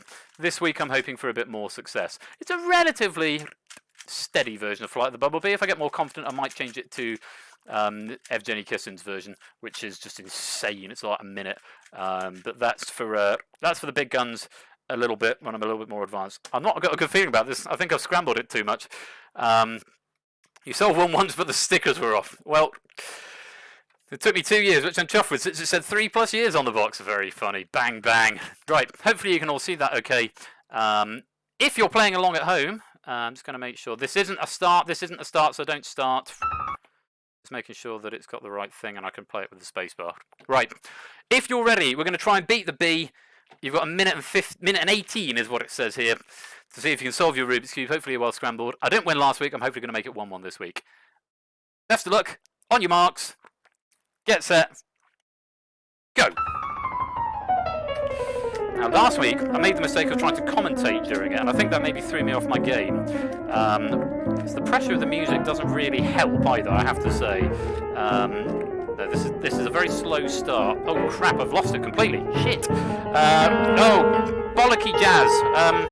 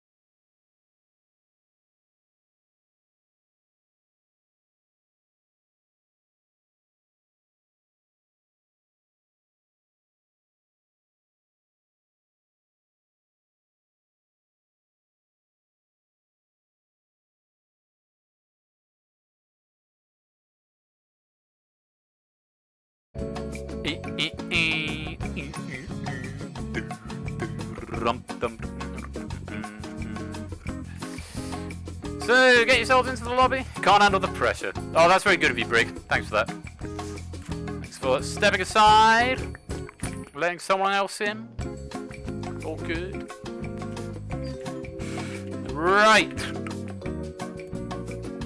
I've added some things. Let me look at my high score list, see if this is populated correctly. So, not a jumble of numbers is on there. Is Cassini on there? No, so it's coming up with not a jumble of numbers at the moment, so I need to change that to Cassini. That's okay. I can remember that, possibly. Right, we've got 7, 14, 15, 16, 17, 18 people in the lobby, so we're going to have 12 of you picked at random to come and play the game when I lock the lobby up, which will be nice. Any more for any more? I'll give you one more loop. One more loop of the track. Where's my pipe? There it is. Also, good evening, Lewis, Vroom, TJ Nayland. Welcome to the stream. Haven't said hello yet. And it's lovely to have you all here with me, Royal Flush. It's very hot, really hot. I'm going to take the tie off in a minute, I think. I'll put it into the Merovingian knot. At the moment, it's the Vitrix. So if I go like that, it becomes the Merovingian knot, and it looks like my tie is wearing a little tie. How cute is that? Pieception. Right, I think that's going to be about it. We're going to start the game. A reminder, this is a question pack written by me. So, yeah, let's open up the lobby and, close the lobby and see who we're going to get. Why is this called Google That? A very good question, not a jumble of numbers. It's called Google That because the idea of the game is, well, as I said in a sort of announcement I did a few weeks ago, it's, that should be in a yeah, it probably should be actually, Brig. The exclamation mark was supposed to do that. It's a statement saying, go on then, Google that. The idea of the game show being that it is very, very difficult to Google it for various reasons, either because the questions have been given some Google-proof treatment, or because of the format of the rounds and that you only get points for answering quickly. So it's sort of like a bit of a, go on, Google that. That's how it's supposed to be. But yes, I agree that it should be in italics. Am I 100% sold on the title of the game? Probably not. But it gave me a very good colour scheme to work with and a font. So, and that's half the battle in this gig. Right, let's populate the podiums and see who is going to be playing Google That tonight. Round and round the colours go. First off, going down to the front row on the yellow podium there, Apodo Nuevo. Hello, Apodo Nuevo. Welcome to the game. Lovely to have you here. And as we continue to cycle around, we are staying on the front row. Jeremy Corbyn corner on the green podium. It's Connor. Welcome back. Connor, your second bite of the cherry tonight, as it were. So yeah, don't Google it, is the point of the game. We don't want Jesus here. On the blue podium is Proofs. On the blue podium in the middle. Welcome to the game, Proofs. Lovely to have you here. You look a lot like a friend of mine from university called Rich. I don't know that you are, but you look a lot like it. Theory of Game. Welcome to the game. Are you going to apply your theory of game theory to this game theory of game? Lovely to have you here. Up on the top right podium, Samster in yellow on the top row, the first player on the top row. Second appearance, I believe, for Samster. We're up to 5, so as we approach the halfway mark, gliding overall on the red podium, it's Aspie a Dog. Welcome to the game, Aspie. Lovely to have you here. Welcome, welcome, welcome. And you can't type in the chat until all the players have been populated. Otherwise, players who aren't populated yet wouldn't be able to type. Score count in the game. Hello, Score Count. Lovely to have you here. Welcome, welcome, welcome, welcome. Down on the bottom right-hand corner. You don't want to stay there. Do your best to get off it. Over on the left-hand side of the middle podium, on the green podium, again, Clive the Legend. Welcome to the game, Clive. You red and green. You're looking lovely there. Over to the front and centre podium next. It's Lupine again. Welcome back, Lupine. See if you can leave with more than 0 this time. That was what you got last time. Aiming for higher. Onwards and upwards. Pole position on the blue podium is Applecast 12. Welcome, Applecast. Lovely to have you here. Welcome to the game. 2 more podiums that require filling. We've got 10 of 12. Finishing off the middle row, first of all, on that red podium, GM Rubik's. Welcome to the game, Rubik's. Nice to have you here. One final podium that needs filling on the front row, the blue podium, podium number 8. And it goes to Cetra 4271. Welcome to the game, Cetra. And all 12 of you, I hope you're ready to play Google That. I need to come up with a quippier catchphrase at the end because the music stops before I've been able to say Google That. Yeah, now you'll be able to type in chat because the game actually picks who's playing when I lock the lobby and the camera pans around, by that point it's already picked who's playing. But then that podium animation is fun. So basically, it just locks it until the podiums have finished populating. And then rather than you typing a message and saying, "Am I in the game?" It was just an executive decision to make. So make sure you got Persephone's Twitch bot at the ready, because she is what you're going to need if you want to answer your questions. And we are going to start, as ever we do, with round number 1, which is the early bird.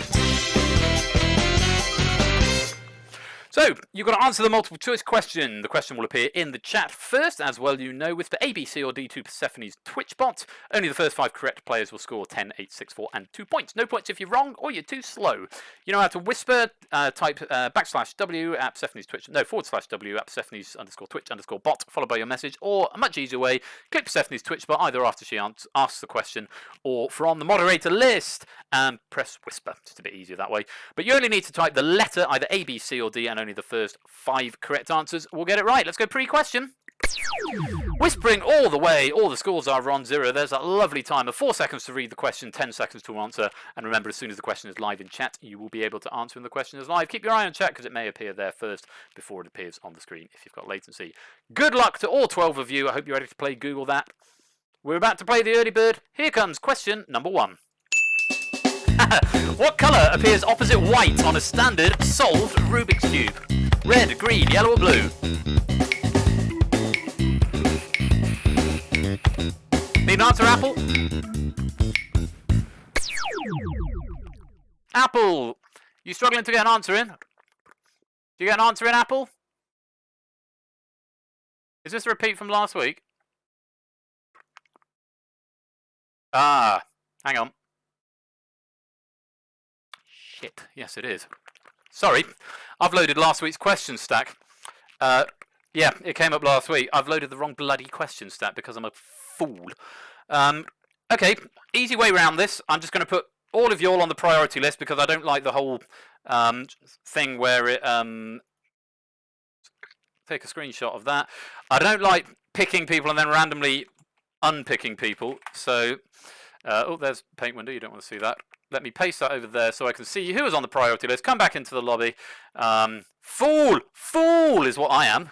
Don't restart the game with the same question stat loaded, you utter div.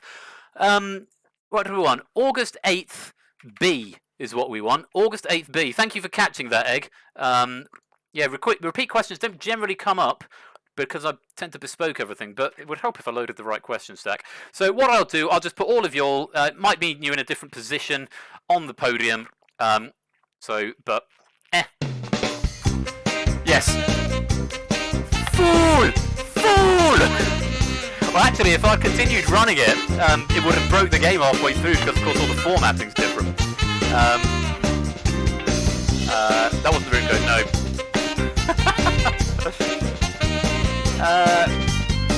So yeah, it would have that would have been a problem. Apple Cards, are you with us? I'm assuming you just didn't get an answer in quite in time there. So we can make this a lot easier if only the 12 people who were in joined the lobby. That would probably make things much easier, rather than me bespoking and forcing people in. But let's open the lobby. Veg F. Veg F. Come join the lobby. And if you're in the last game, then you'll get into this game. So, Apple, Aspie, Samster, Clive, Proogs, Rubik's, Theory of Game, Connor, Cetra, Lupine, Apo de Nuevo, score count. 1, 2, 3, 4, 5, 6, 7, 8, 9, 10, 11, 12. Someone's not here, and jumble of numbers, you weren't in the game last time. You weren't in the game. Who's the person? Is Apple Cars? Where's Apple Cars? Apple, are you playing?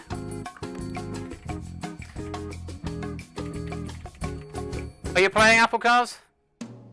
Oh, he needs to go. Oh, okay. Right. Okay, then I guess not jumble numbers you can join. If anyone else wants to join, you can do, and I'll make it random, and I'll just put 11 people on the preference list. It's going to take me a minute. Score count, the Lupine 1, Apodo, Nuevo, Clive of Legend, Connor 27, GM, Rubik's,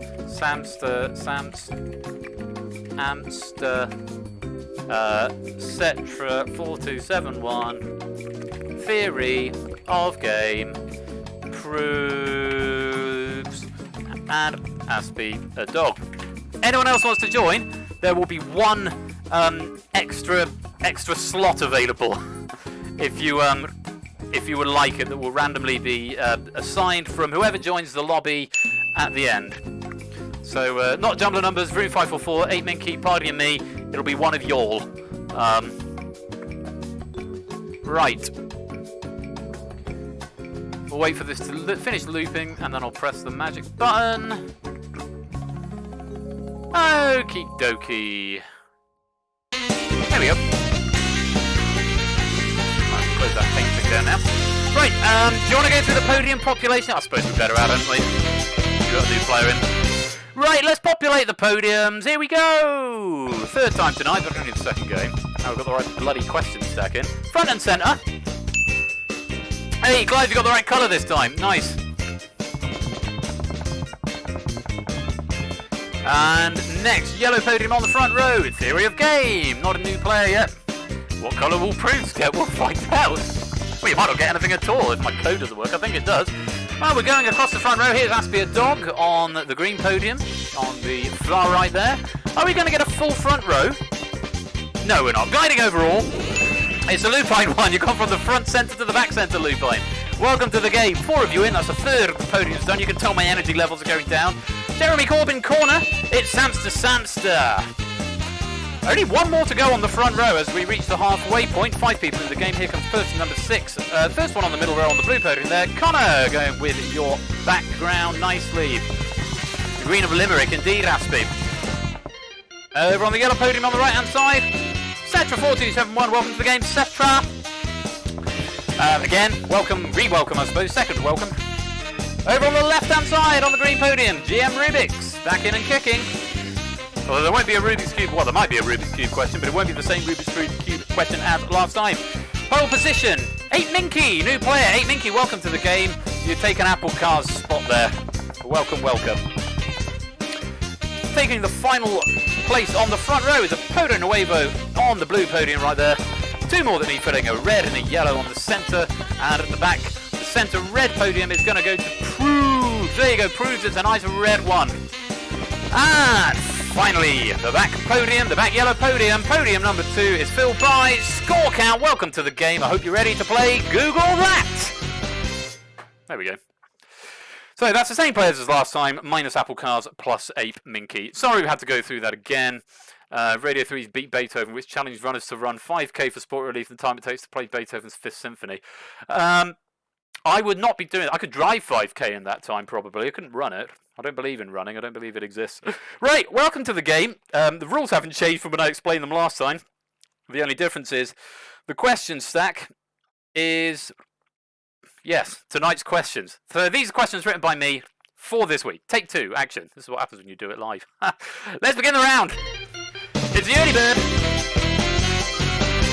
Answer the multiple choice questions. The question will appear in the chat first, so keep an eye on that, particularly if you've got latency. As soon as the question's in there, the question is live. Whispering A, B, C, or D, you know all this. First five to answer correctly get 10, 8, 6, 4, and 2 points. If you're too late or you're wrong, no points. Make sure you whisper it to the bot if your answer's put in. Yeah, I don't believe one exists. Like the gym. If you put your answer in public chat, it may be deleted and it certainly won't be processed. 5 questions in this round, a maximum of 50 points available. Let's go pre-question and let's have some nice, fresh, brand new questions. Fingers on buzzers, everybody whispering to Persephone's Twitch bot. Here comes question number 1. What colour is traditional sapphire? A, black, B, green, C, blue, D, red. That's more like it. Still a colour-based question though.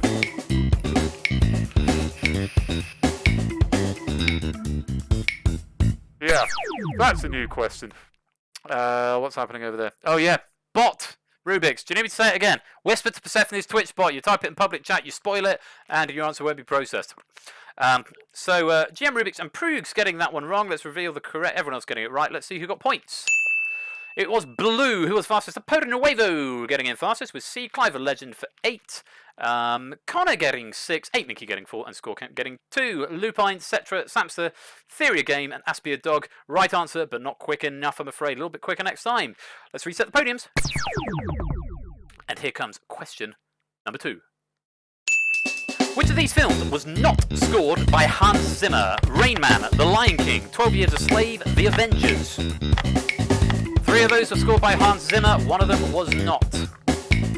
Need an answer, etc.? And that's time, I'm afraid. Whoa! Bit of a bloodbath there. Prug's the only one to get it right. Genuinely curious to see which way everybody else went. Let's reveal what the correct answer was. Yeah, it was The Avengers. Lots of people going for B there. A couple of A's and a couple of C's. Yeah, The Avengers was scored by Alan Silvestri. The other ones were all done by Hans Zimmer. 12 Years a Slave, The Lion King, and Rain Man. So 10 points there to Prugs, and no other points to anyone else. Let's reset the podium. Might as well answer on this one, Cetra, because you do get points. He did The Lion King, yeah. Elton John did the songs, but Hans Zimmer did the score. So technical distinction there. Here we go. Here's question number 3. Which of these artists was first to have a UK #1 single? A. Rod Stewart, B. Status Quo, C. Queen, D. David Bowie. Everyone locked in. Whoa, that's the first time that's happened. No one getting it right. Absolutely brutal. Nothing else to say about that. To reveal the answer, there's a ping even though no one got anything. So much red going on there. B's, lots of D's and a C's, but no one going for A, Rod Stewart. Yeah, Rod Stewart's first one was 1971. Bowie and Status Quo, I think, were the same year, or Bowie and Queen were the same year, 74. Status Quo was 75, I think, or 76. I might not have that quite right, but Rod Stewart was the first by quite some way, actually, there. So, let's reset the podiums. No points. Tough questions, apparently. I'm riding too hard. Well, let's go on to question number 4. Here it comes. Which US state is immediately west of Indiana? A. Illinois, B. Kentucky, C. Missouri, D. Ohio. And there's everyone locked in. Rubik's, even though answering last, you could still get some points if not enough people answer it correctly, and it looks like you're not, because 6 people got that one right, and Rubik's was definitely the last. 8 Minky, Rubik's, Apodo Nuevo, Clive Legend, etc., and Aspia Dog all getting that correct. Let's reveal the correct answer. It's Illinois. Apodo Nuevo, the fastest there for 10 points, followed by Clive of Legend for 8. 8 Minky getting 6, Cetra getting 4, and Aspia Dog getting off the mark with 2 points. Absolutely off the mark. Theory Game, Samster, Rubik's, and Lupine still yet to score. One more question in this round. Let's reset the podium. Fingers on buzzers. Here comes question number 5. Who wrote the graphic novel Watchmen? A. Raymond Briggs, B. Frank Miller, C. Stan Lee, D. Alan Moore. Everybody locked in. A big mountain of red on the right-hand side and a nice little slither of green over on the left. 8 Minky, Rubik's, and Samster getting it, which means Samster and Rubik's are going to get off the mark. Yeah, so Frank Miller, who's the guy who did 300. Raymond Briggs did The Snowman. Stan Lee, famous obviously for the Marvel comic book universe. I think the answer was D. Alan Moore. Let's reveal it. It was indeed. 8 Minky was fastest there for 10 points. Rubik second for 8. Samster was third for 6. No one else getting any points. Lupine and Theory of Game are yet to score. But at the end of the round, let's have a look at what the scores are. Raymond Briggs' Watchmen would be quite something. I'd read that book, Brig. I certainly would. So, at the end of the round, 8 Minky and Apodo Nuevo are joint first of 20 points apiece, and they're joined on the top platform by... More Rubik's Cube questions, please. Joined on the top platform by Clive the Legend on 16. Apodo Nuevo gliding overall, 8 Minky in pole position. Middle row, Prugs is on 10, Rubik's is on 8, Connor and Samster are both on 6. And on the front row, Cetra and Jeremy Corbin corner with 4. Scorecount and Aspie with 2 points apiece. Aspie front and centre, and Lupine and Theory Game yet to score. But all of that can change as we go into round 2. Round 2 is bid on the buzzer. You'll be given a category, for example, history, and when prompted, you need to whisper a bid from 1 to 10 to the bot. This is the number of your points you're risking on this question. Only the 6 highest bidders will be in play for the question, and again, the category in question will appear in the chat first, so keep an eye on that.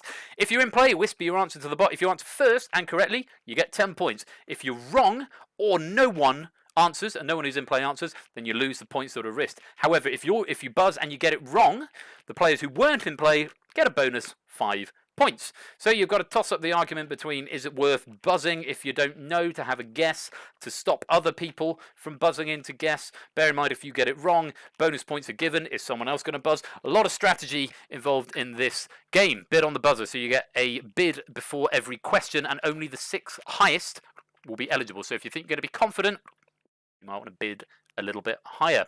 Let's go pre-question and get ready for category 1. If you bid less than 1 or more than 10, your bid won't count and you'll have to submit it again. If you haven't submitted by the time the timer runs out, you'll automatically be assigned 1. So, have a look at this category. 1 to 10, whispering to the bot, what are you going to vote? Here's the category. Music. Get your bids in. 6 highest bidders will be eligible to buzz and answer this, right? Everyone has submitted a bid. And let's see who's bid what. Fairly low bidding across the board, actually. I have to say 6 for 8Minky, Samster and Lupine. 5 for Aspie, 4 for Proogs, Score and Theory of Games. So only 1, 2, 3, 4, 5, 6, 7 will be eligible to buzz. To buzz in, just type your answer as usual. Full answer, not multiple choice, to Persephone's Twitch bot. Whoever gets there first gets their answer read out. If you're right, you get the points. If you're wrong, you lose your stake. If no one answers, you all lose your stake. And if someone gets it wrong, then the 5 players not in will get a bonus of 5. Fingers on buzzers. Here comes question number 1. What is the lowest wind instrument in a standard orchestra? 8Minky.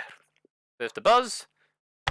He's going for bassoon. Is that the right answer? Of course it is. 10 points to 8Minky. He's going to start to pull away just a little bit there. No penalties, no bonus points. A flat 10 to 8Minky. Let's reset the podiums. Here comes category number 2. Bids at the ready. Whispering it to Persephone's Twitch bot 1 to 10. Here's the category. Video games. Get your bids in.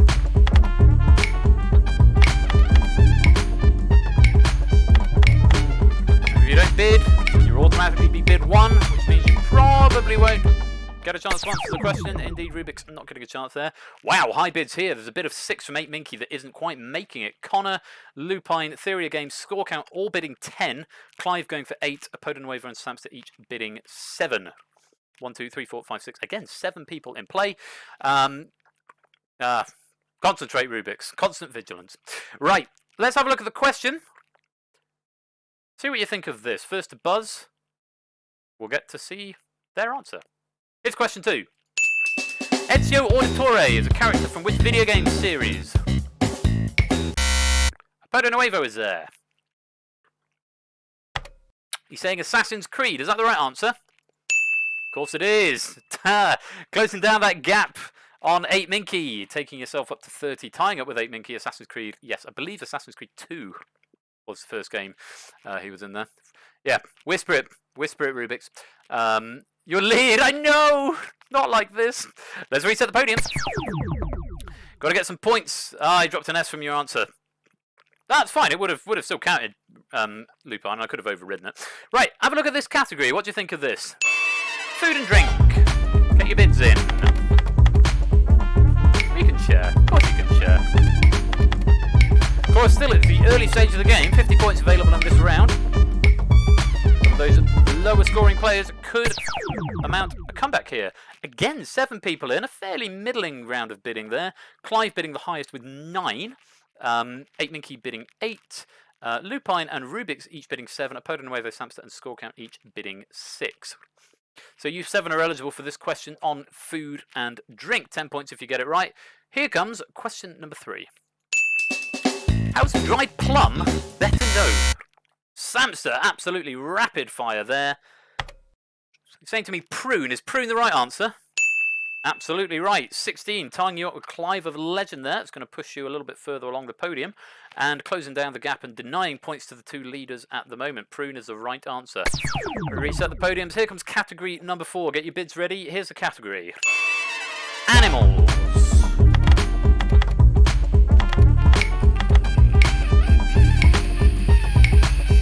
Need a bid, Rubik's? There we go. And there is time time up. Right, who's in this time? Rubik's with a bit of 10 this time.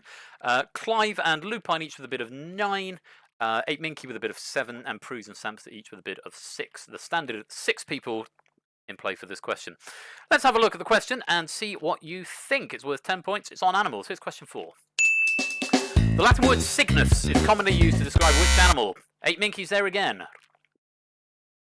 You're saying to me swan. Is that the right answer? Of course it is. 10 points for swan.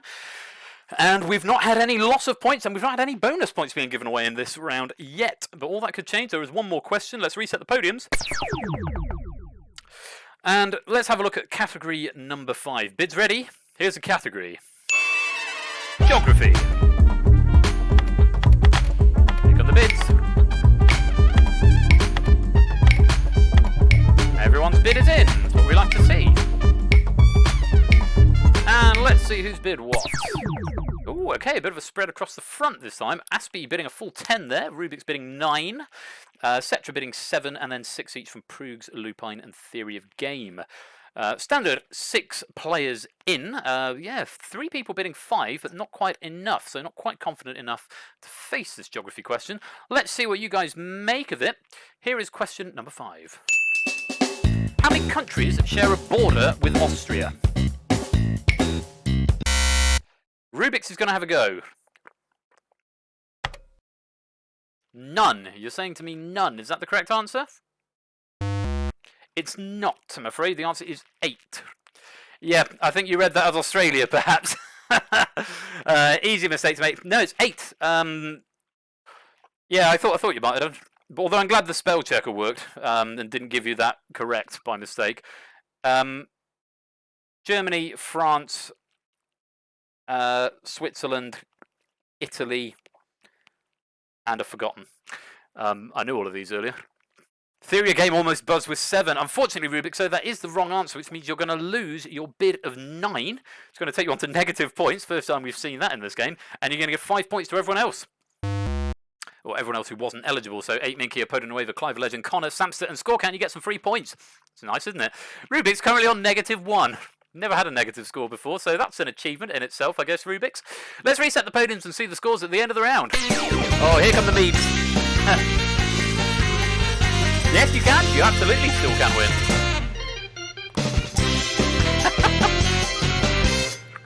Some fierce banter going on here. 8 Minky and Apoda Nuevo are still in positions 1 and 2, 45 to 8 Minky, 35 to Apoda Nuevo. Clive is still in third with 21, although he's now tying it with Samster, who trickles onto the next row.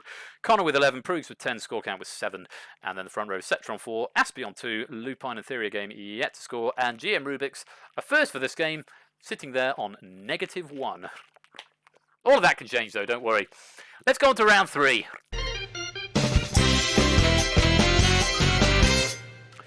Round 3 is Taboo. My favourite round, probably. Name something that fits a given category, for example, capital cities in Asia. Whisper one answer only to Persephone's Twitch bot. You score 10 points for giving a unique correct answer. Answers given by 2, 3, 4, 5 or more players score 6, 4, 2 and 0 points respectively. No points if the answer doesn't fit the category. 5 questions in the round, a maximum of 50 points. Remember, you're whispering one answer and one answer only in this round. Right, let's go pre-question. No bidding to worry about. Just got to get your answer in. So, fingers on buzzers, as it were. Have a look at question number 1. Give the surname of a Hogwarts Defense Against the Dark Arts teacher who was in post during one of the 7 Harry Potter books. 5 seconds.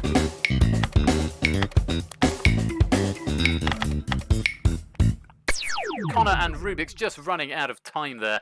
Slightly wordier question, but I wanted to cover myself. Let's have a look and see what you all have said. Okay, so we've got a Quirrell, a Nope, a Quirrell, a Lupin, a Snape, a Crouch, technically a Dumbledore, a Quirrell, a Slughorn, and a Snape. The fact you put Crouch technically score count, I puzzled over this, and I'll get to that in just a minute. Cetra, I'm not going to include Dumbledore. I understand Dumbledore was Defense Against the Dark Arts teacher in Fantastic Beasts, but I did specifically say was in post during one of the 7 Harry Potter books. So unfortunately, that is not going to fly with me, I'm afraid. It's telling me 6 is wrong. I'm going to delete that array element because it's not. Dumbledore is wrong. Slughorn is wrong, I'm afraid, Lupine. Slughorn taught potions. So I'm not quite sure why I've just deleted your number from the list. And 11 didn't submit, so I'm afraid no points to use, guys. Okay, let's go through the other answers. We've got 1, 2, 3 people saying Quirrell on podium 0, 2, and 8. I think that's it, which means you are going to get 4 points for Quirrell. Very nice. Now, let's have a look at the other ones. Samster going for Lupin. That is a correct answer. And it is, I believe, a unique answer. So you're going to get 10 points, Samster. Now, 2 people saying Snape. Snape was indeed a Defense Against the Dark Arts teacher in book 6. So 5 and 10, you are going to share points. You're going to get 6 points each for Snape. Nope is not a correct answer, I'm afraid. Podo Nuevo, sorry, I missed that before, so no points. Now, score count. I'm coming to you on this one, because I had a bit of a mare over this, because Barty Crouch Jr. was technically the Defense Against... Spoilers, by the way, if you've not read Harry Potter or seen the films. Was technically Defense Against the Dark Arts teacher for most of a year. I would have also accepted Moody, who was the teacher he was supposed to be. The book's been out for nearly 20 years now. I don't think it's really a spoiler anymore. The teacher he was supposed to be, but he did actually come back in at the end, so they were both correct answers. So, well done there, score count. Very impressive you managed to get that, and you get 10 points. So the answers you could have had there: Quirrell, Lockhart, nobody getting Lockhart, Lupin, Moody, again nobody putting Moody, who taught right at the end, was purportedly teaching for the whole of the 4th year, Crouch, Barty Crouch Jr., Umbridge, nobody putting Umbridge, she was Defense Against the Dark Arts teacher in year 5, Professor Snape, of course in year 6, and then in book 7 it was Electo and Amicus Carrow, who were Defense Against the Dark Arts teachers in book number 7. So there we go, those are your answers. Let's reset the podiums. And let's go on to question number 2. Fingers on your buzzers if you're ready. Here comes question 2. Name a team who have lost the FIFA World Cup final. So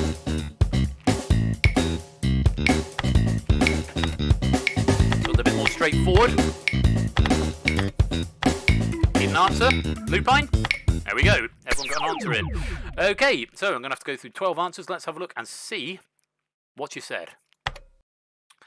Brazil, Italy, Belgium, Brazil, Germany, England, Australia, Brazil, Croatia, France, France, Brazil. Okay, so the answers that are flagging for me as incorrect are on podiums 2, 5 and 6. Belgium is not a correct answer. Have never lost a World Cup final. England, Proogs, you would have thought, but no, they've only been in one World Cup final in 1966 and they won it. And Australia's score count, no, they have never lost a World Cup final. So I'm afraid you guys, no points. Everybody else has given a correct answer. However, have there been too many of them? 8 Minky and Samster and Cetra and Rubik's all saying Brazil. That's 4 of you, which means that is 2 points on podium 0, 3, 7 and 11. You're going to get 2 points each. France, yes, France have lost the World Cup final. They lost to Brazil, I think, in 2002. That was Zinedine Zidane did his kicky thing. So 2 people going for France. So players size of 2, podium 9, podium 10, and you're going to get 6 points each. As to the others, Italy, Germany and Croatia are all valid answers. Croatia obviously losing the most recent World Cup in 2018. Those are all correct, unique answers. So podium 1, podium 4, podium 8, Apodo Nuevo, Connor and Aspia Dog, 10 points each. So the answers you could have had there: Argentina have lost a couple of times, including the first one to Uruguay. Czechoslovakia lost a very early World Cup. Hungary, Brazil, Sweden have apparently lost a World Cup final. I think they lost to the Netherlands. West Germany and Germany are separate answers because West Germany lost as a team they lost to England in 1966, but Germany as a team. So I would have accepted those as separate answers. Italy, the Netherlands, I would probably have accepted Holland, even though I know that's technically incorrect. I am aware of the technical distinction, but I would have accepted it. Holland or the Netherlands. France, of course, and Croatia most recently. So, that was that question. Let's reset the podiums. Okay, fingers on buzzers. Did it not? Did what not? Did what not, Apple Cars? Oh yeah, men's or women's to make a difference. Don't necessarily. Possibly, I should maybe have clarified that men's, I was referring to the men's World Cup, I didn't check the women's, but yeah, that's a very good point that I need to check my internal sexism clock, which is being sexist by accident. But no, that was supposed to be just the men's, and I should have clarified that. My bad, apologies. Right, if you're ready, here is question number 3. Name a game that has won the Golden Joystick Ultimate Game of the Year award since 2003. You've got about 17 to choose from. Need an answer, 2 seconds. 4 people are not getting an answer in time. Don't know if they're just not able to type quick enough or if they're just not going to try.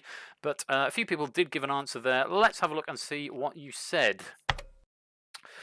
Fortnite, Portal, Undertale, Last of Us, Portal, The Last of Us, Call of Duty, Zelda Breath of the Wild. Okay, depends how generous I'm going to be. I can tell you Portal is incorrect, but Portal 2 is correct. I'm inclined to not allow that because it is very much a separate game. So I think I'm going to be really, really mean and not include Portal. I think that's fair, and for a reason that will become clear when I read out the answer list in a minute. So, so it's telling me that Podium 0 is wrong. Podium 0 is not wrong, or is it? Oh, crap! I typed in the wrong box, and for some reason it overwrote the answer. Was, yeah, Fortnite Battle Royale. However, I will accept because it's not it's not a sequel. It's not a different game. Fortnite Battle Royale is all good. So Fortnite, I am going to accept. Let's delete that array element. Podium is telling me. Okay, this is where it's going to get complicated. Podium 1 is technically wrong. Undertale is not a right answer, I'm afraid, Clive. The Last of Us, you would have thought, but it's not on my list. No, The Last of Us, Samster, I'm afraid. Likewise, Portal needs to be given an incorrect flag there on Podium 5. Again, The Last of Us score count, not a correct answer. Aspie, Call of Duty. In the same vein that I haven't given a point for Portal, I'm not going to give a point for Call of Duty either, because it's Call of Duty 4, Modern Warfare. And if I didn't give a point for Portal when it's Portal 2, I can't give a point for Call of Duty when it's Call of Duty 4, I'm afraid. However, The Legend of Zelda Breath of the Wild on podium number 9 is a correct answer. So let's award all these points of 0. There's a lot of them. Yeah, lots of zeros there. And then podium 0 and podium 9, each correct and unique answer is going to get 10 points each. So the answers you could have had from 2003. This is the reason I'm being a bit stingy with sequels, because in the answers are GTA Vice City, Doom 3, GTA San Andreas, The Elder Scrolls 4 Oblivion, Gears of War, Call of Duty 4 Modern Warfare, Fallout 3, Mass Effect 2, Portal 2, The Elder Scrolls 5 Skyrim, GTA 5, Dark Souls 2, The Witcher 3 Wild Hunt, Dark Souls 3, Legend of Zelda Breath of the Wild, Fortnite Battle Royale, and Resident Evil 2. So those are all the options you could have had, and as you can see, there are a number of games that have won with different sequels, so I think it would have been unfair to give one a point for the... Yeah, no, it's not a lot of people's cup of tea, only 20 points being given out in total there. So, yeah, RE2 won the Golden Joystick Ultimate Game of the Year, apparently. So there we go, let's reset the podiums as we go on to question number 4. Name a Disney or Pixar film with a one-word title.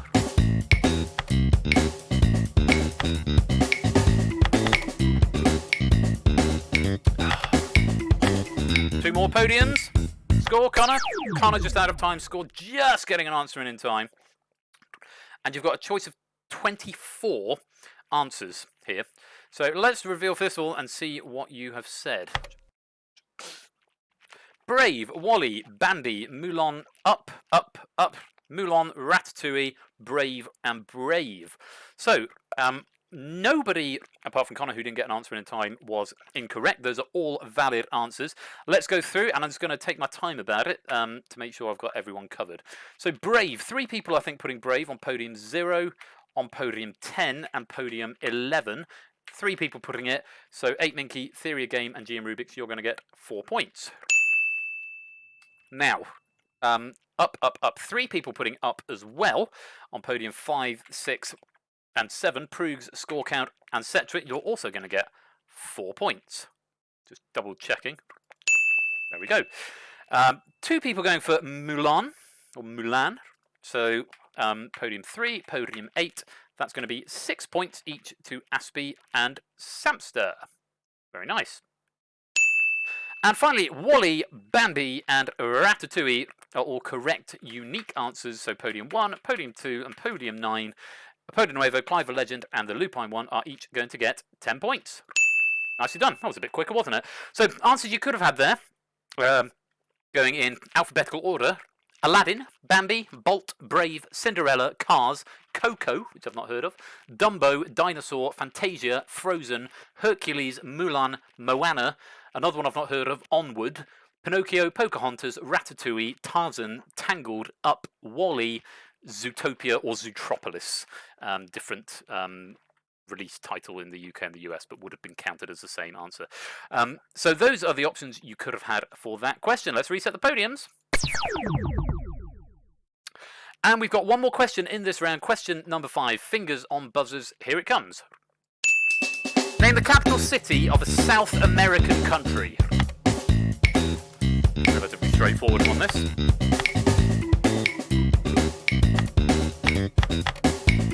Four more answers, 3 more answers. Score and Connor not quite getting an answer in time there. Let's reveal what you've said first of all.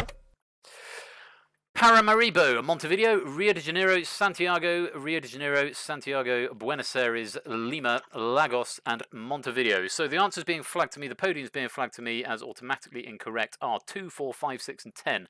Rio de Janeiro, 4 is not right. 5 Rio de Janeiro, 2, what did I say? 2, 4, 5, 6, no answer, and 10 Lagos. Let me check with my answers. Rio de Janeiro is not the capital of Brazil, it's Brasilia, according to my statistics. I will double check this, because I didn't double check it at the time, but I'm pretty sure. Yeah, it's a municipality in Brazil. It doesn't state it as the capital, though, and if I just type in Brazil into Google, just to clarify, the capital is Brasilia. It's not Rio de Janeiro. Good thought, but not the answer. Lima is the other one I want to check, which is apparently... Oh, no, not Lima. Lagos. Lagos is not coming up on my list. I'm just going to double-check that theory of game. No, it's Nigeria. No, I don't know if it's the capital. Lagos. Yes, African country, not South American. So, podiums 2, 4, 5, 6, and 10. 2, 4, 5, 6, and 10. No points. Now, as to everyone else, we've got 2 players going for Santiago, which is a correct answer. Santiago is the capital of... Someone tell me, I can't remember. But there's 2 of you either way. So that's podium 3, podium 7, both saying Santiago, 6 points each. Chile, that's right, Chile. Interlagos, maybe. That's also not an answer that I've got. Buenos Aires is a correct. Lima, Montevideo. 2 people saying Montevideo, which is the capital of, I want to say Paraguay, but I might be wrong. But 2 people saying that on podiums 1 and 11, 6 points each. Uruguay, thank you, DMM, capital of Uruguay. And then Paramaribo, Buenos Aires, and Lima are all correct answers, and they're all unique. So podium 0, podium 8, podium 9, 10 points each. Nicely done. So the answers you could have had there: Buenos Aires, Sucre, Brasilia, Santiago, Bogota, however you pronounce that, Quito, Quito, Georgetown, Asuncion, Lima, Paramaribo, Montevideo, Caracas, Cayenne, and then 2 more obscure ones, Stanley and King Edward Port. I'm not sure if they're officially countries, but no one said them anyway, so academic. So that is the end of the round. Some high scoring points there. Could make some big differences to the scores. Let's have a look at them.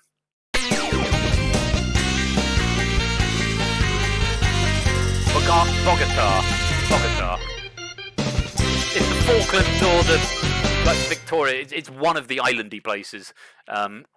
Proves yes. DMM just saying yes. The man in the know, certainly. So at the end of round 3, 8 Minky is still in pole position with 75. Podo Nuevo is gliding overall with 61. Samster is in 3rd with 45. A bit of a gap then to the middle row. Lupine, though, has jumped up to 4th place with 36. Clive has slipped down to 5 with 35. Aspie jumping up to the middle row with 32. Connor is still on 21, and then on the front row, score count time with Connor also on 21, Prugs on 20, Cetra and Theory again both on 16, and GM Rubik's currently on 11. But it ain't over till it's over.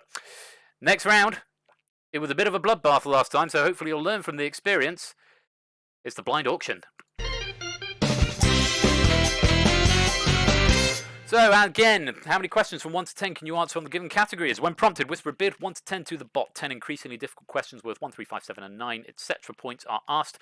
Don't answer if you don't want to try the current question, because tactically you can choose to wait for more valuable questions. Once you achieve your bid, you bank your points and are frozen out. Failing to meet your bid loses all points from this round. Okay, so might get to a point where it's mathematically impossible for you to bank your questions and get safe. Beware, a wrong answer will increase your bid by 1. Too many incorrect answers may make it impossible for you to bank your points. There are 10 questions in this round, a maximum of 100 points if you answer all of them. So, yeah. King Edward Point, that's what I was thinking of. Thank you, Applecast. Yeah, so much at stake here. There's 2 categories and they will alternate, but each question goes up in difficulty, in my opinion, and also goes up in the points available for it. So let's go pre-question. Bid from 1 to 10. How many questions are you going to answer, or are you going to attempt to answer in this round? If you bid more than 10 or less than 1, or you don't get your bid in time, or if you bid more than 10 or less than 1, it won't be processed. You'll have to bid again, and if you don't get a bid in, then you will default to 1. Let's have a look at the category for round 4. The categories are chemistry and history, not necessarily overlapping. 2 discrete categories are off to me. So 5 chemistry questions, 5 history questions. Need a bid score? Score count defaulting to 1 there. Where have you gone, score count? Unless you want to try and game the system. Perfectly acceptable. No questions on Marie Curie then. Well, who knows, maybe. Samster playing brave, he's going for 7 from the start, so he's only going to be allowed to get 1 answer wrong, and then he's going to have to get every single other one right thereafter. Lots of 4s there. 8 Minky, Apodo Nuevo, Lupine, Clive, Aspie, Connor, Cetra, and Theory of Game all bidding 4. Rubik's bidding for 6. Prug's bidding for 5. The score count running out of time, so only getting 1. That's the name of the game. Let's find out how you get on. It's not a buzz around. Whisper your answer to the bot if you want to answer it. Here comes question number 1. Which 5-letter word is spelt by combining the chemical symbols for calcium, neodymium, and yttrium? Score is getting out early if he's got this one right. Few answers coming in for this question. Including from Rubik's. 1, 2, 3, 4, 5, 6, 7 players electing to answer this question. Let's have a look and see what the answer was. It's candy. Score count. Okay, time to artificially inflate my bid since I actually got distracted for a moment. Score count is going to try and artificially, and that's a perfectly valid strategy. And Score was actually the first one who pointed this out to me. Yes, calcium Ca, neodymium Nd, yttrium Y. Those are the that is the answer. Candy. Everyone who played that, apart from score count, getting that one right. So score count is going to go up to 2, and everyone else's bid has gone down by 1. Let's reset the podiums. Score count down to 2. So question 2. This one is going to be worth 3 points. What did Edward VIII do in December 1936?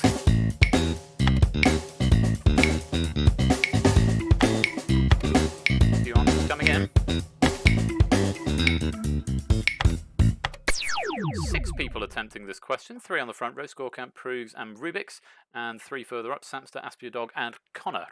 3-point question if you got it right. Well, have a wee is possibly, yes. It is a more specific question than that. It's something... I was going to put the cause to crisis, but I thought it could be vague. Let's have a look. It's something significant that only he did. Let's have a look and see what the correct answer is and what you put. Yes, abdicate. Abdicate is the correct answer. Die is not the answer, and still got to inflate my bid even though I don't know this. Okay, nice score count. So yes, good guess if you didn't know that. Connor, Samster, Aspie, and Prugs all getting that one correct. Abdicate. Rubik's, unfortunately not, and Score, you're going to inflate your score even further. So let's reset the podiums. Rubik's, you need 6 from the remaining 8 questions. You can afford to get 1 wrong or pass 2, otherwise it's mathematically impossible for you to get out, or to bank rather. Quite a few people still down on 3, a couple on 4, 1 on 5, Rubik's on 6. Everyone can still bank and get safe. Here comes... And good evening to Ian, Dominic, and Starskunk as well. Sorry if you've been here a while or you've been and gone. Lovely to have you here. Here comes question number 3. What is the chemical formula for dihydrogen monoxide?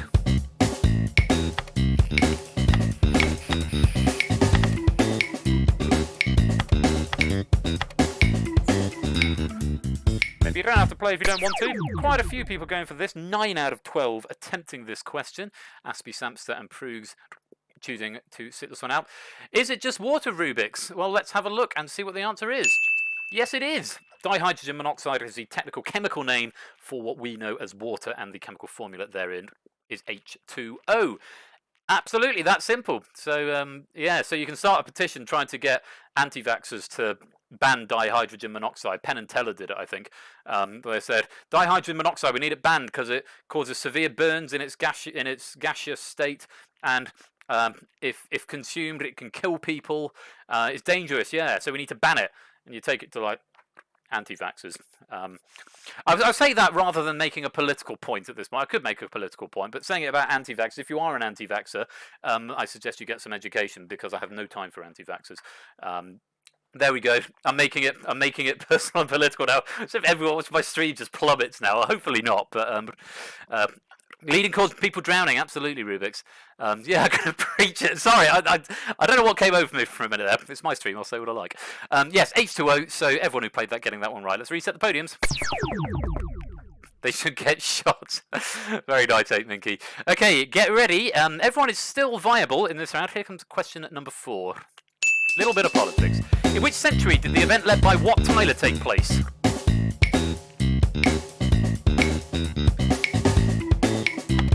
Missed my mouth a bit. I'm going to take my tie off because I've just spilled cider all over my face and potentially my shirt. So I'm going to take the tie off because if it goes on the shirt, it's not a problem. If it goes on the tie, it's slightly more. It's a 7-point question. Which Tyler? No, what Tyler Opodo? Samster, Aspie, Prugs, and Scorecount attempting this one. Let's see what the correct answer is and what they said. Oh, bugger. That's annoying.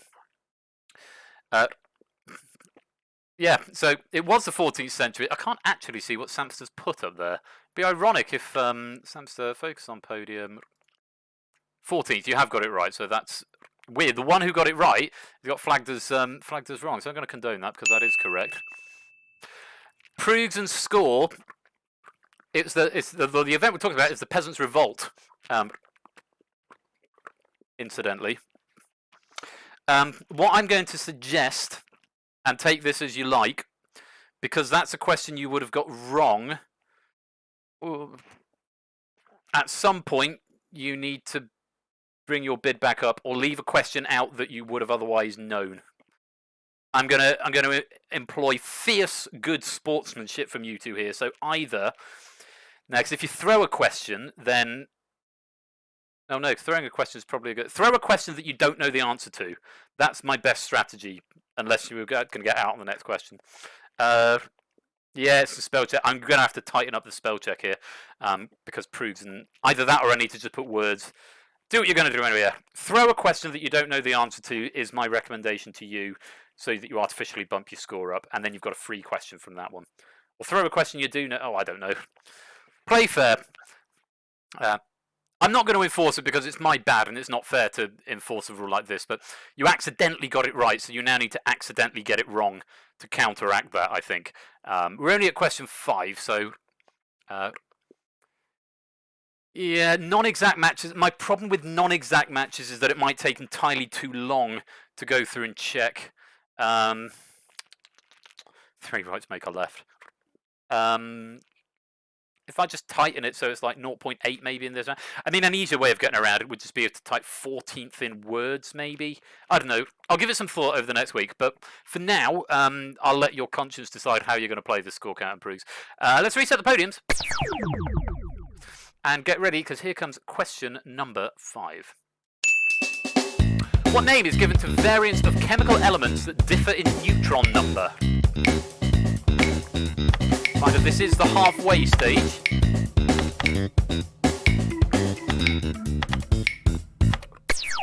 Everybody apart from Apodo Nuevo attempting this question. Let's have a look at the answer and see what people put. Okay, so Score would have known this, and Prugs, I'm assuming you might have known that one as well. Apodo Nuevo completely blanking on that one. So I'm assuming that's your throw question there, Prug, so thank you for playing in good spirit there, Score and Prugs. Noble gases and ions are not the right answer, Connor and Aspie, so they're both wrong. However, everyone else who is right there, isotope is the correct answer, so you're going to bring your bid down. So unfortunately, though, Connor, Aspie, Prugs, and Score count, your bids are going to go up. Let's reset the podiums. Sorry, Aspie, that's the name of the game. Okay, we're up to question number 6. So there are 5 questions to go. Rubik's, you need 4 out of 5 of them. Clive, Lupine, you only need 1 to bank and get safe. So, tension starts now. The questions are getting harder. This question is going to be worth 11 points. Here comes question number 6. What was the capital city of the empire that was first ruled by Osman I? Score is in. Clive's in. Proofs is in. Only the 3 players having a go at this particular history question. If Clive gets this right, then he banks his point and gets safe. Let's have a look at the answers and let's see what they put. Constantinople is the right answer. Pointless. I'm going to assume you're inflating your score there. Istanbul is what it is now called, Prus, but it wasn't called that at the time. It was called Constantinople. I'm not going to accept Istanbul. However, Clive was correct and banks those points. 26 points. Score count and Prugs, though, your bids are going to go up. Let's reset the podiums. Clive, you're frozen out of the rest of the round. Prugs and Rubik's, you need to get all 4 of these questions correct, or there is no points. There are no points for the round. Clive's not taking a chance after the last one. Lupine, you're on 1. Aspie, Samster, Connor, score count, you're all on 3, so you can afford 1 pass, but you can't afford to get 1 wrong. 8 Minky, Apoda Nuevo, etc. and Theory of Game, you can afford to get 1 wrong or pass 2. Here comes question number 7. What do we call a state change from solid to gas? Connor, Score, Lupine are in. Rubik's is in. Theory of Game, Apoda Nuevo, 8 Minky. Okay, lots of people in. Aspie, a dog, the only player not going for this. I'm guessing Clive probably knows this one. Apoda Nuevo's really scared. Aspie, you were able to pass 1, but that does mean you're going to have to answer the next 3 questions correctly to bank your points. Let's have a look at the answer and let's see what people said. It's sublimation. And Lupine gets safe with that. Banks is 28 points. Nicely done. Everyone else getting that one right who was in play, apart from Rubik's, who went for evaporating. Evaporating is liquid to gas, I believe. Not solid to gas. Solid going directly to gas was sublimation.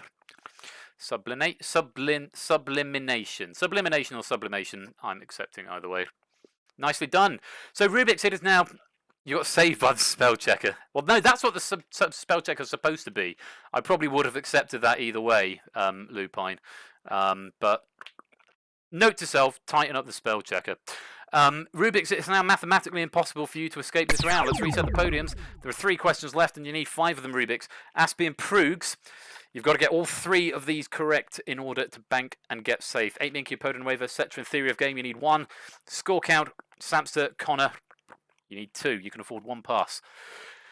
Here comes question number 8. Who was the 2nd vice president of the president at the centre of the Watergate scandal?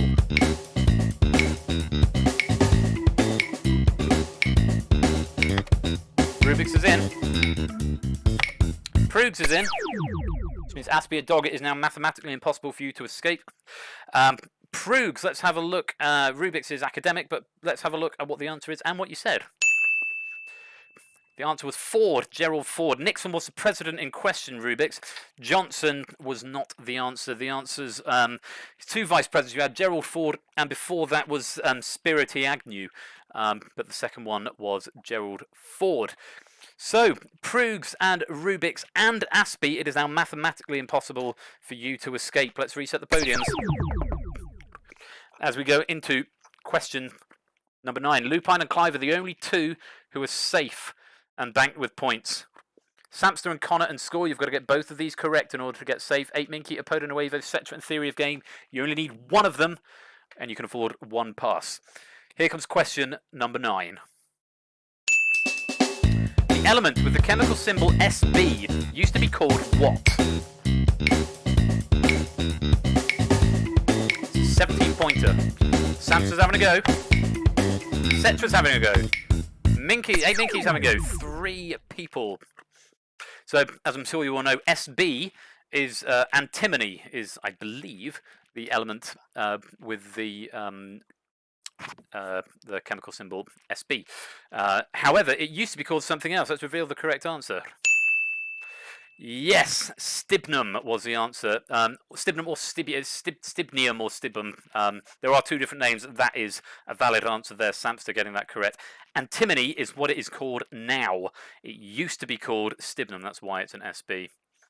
Spherity Agnew is an anagram of grower spine. I quite like that. So 8 Minky and Cetra. Unfortunately, it is now mathematically impossible for you to escape 8 Minky. That could be very damaging for your lead. Let's reset the podiums. So, only Theory of Game and Apodo Nuevo can escape from the round with points now and join Clive and Lupine with bank points. Everybody else have made it mathematically impossible to escape. Here comes question number 10. In World War II, what was the codename given to Hitler's plan to invade the country ruled by Stalin? Apodo Nuevo and Theory of Game, we're looking at you. Need an answer? Electing not to answer Apodo Nuevo and Theory of Game. Time. What's this? David J. Bow. Capital of Ottoman Empire at the time of Osman I was the town of Sight. Oh. St. Constantinople until 1453. Thank you for the fact check. The questions were fact checked, David J. Bodycombe. But nobody went for Sight, it turns out. Constantinople was the answer I had on the card, which is a horrible excuse. I will employ you as a second proofer, if you like, David J. Bodycombe. That would be lovely. So, 3 people answered. Samster could get out if he gets this right. I think I missed Samster off before. I don't know how I managed to do that. Let's have a look and reveal what the correct answer is and see who got it right. Barbarossa Operation 999, and that's all, folks. Bit of German humour there. Samster, absolutely right, Operation Barbarossa, and banking those 69 points. Very nice indeed. Well played, Samster. You have got yourself safe and free. However, everybody else, unfortunately, you're going to lose all the points for the round. It's the end of the round. Let's have a look at the scores.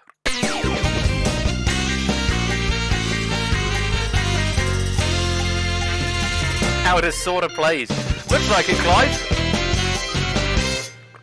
So, at the end of round 4, Samster is on 114 and in pole position. 8 Minky is gliding overall on 75. Lupine is in third on 64. Going down a podium, Apodo Nuevo and Clive Legend both on 61. Aspie Dog on 32.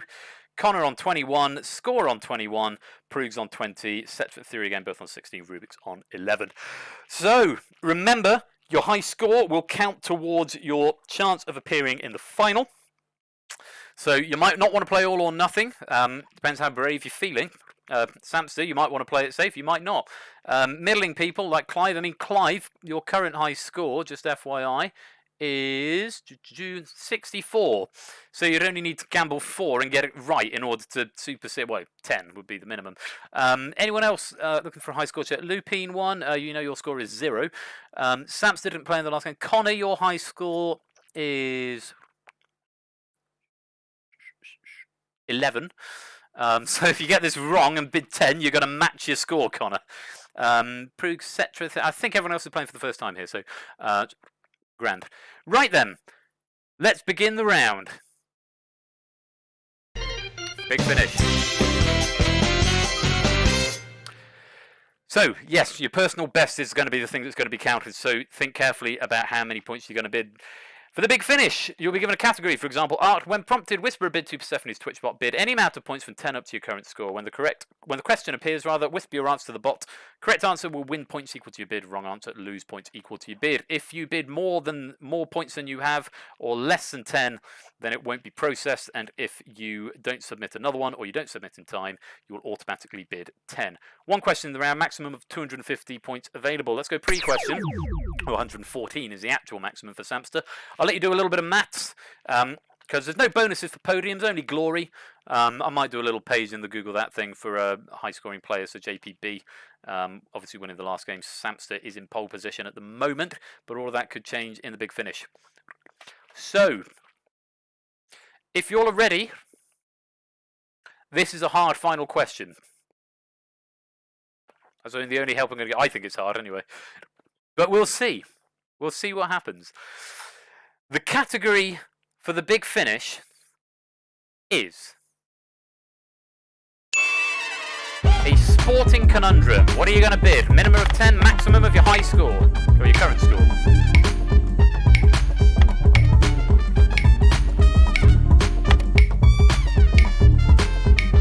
Samster abstaining from bidding, so we all know exactly what Samster has bid. Samster is going to make a difference of 10 either way, so the high score, the minimum high score you're going to be chasing is 104. The maximum, as it stands at the moment, is 124, but all of that could change. Let's have the question. The very best of luck to you. 4 seconds to read it, 10 seconds to answer. You must whisper to the bot. If you don't submit, it counts as wrong. Good luck. Here is the big finish question. Which sport is associated with the person whose name is an anagram of crew gag?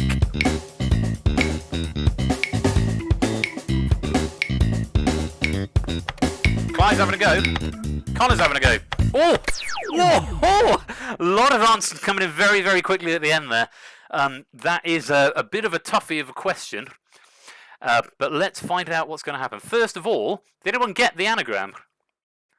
Anyone in the chat get the anagram? Still haven't figured the anagram out.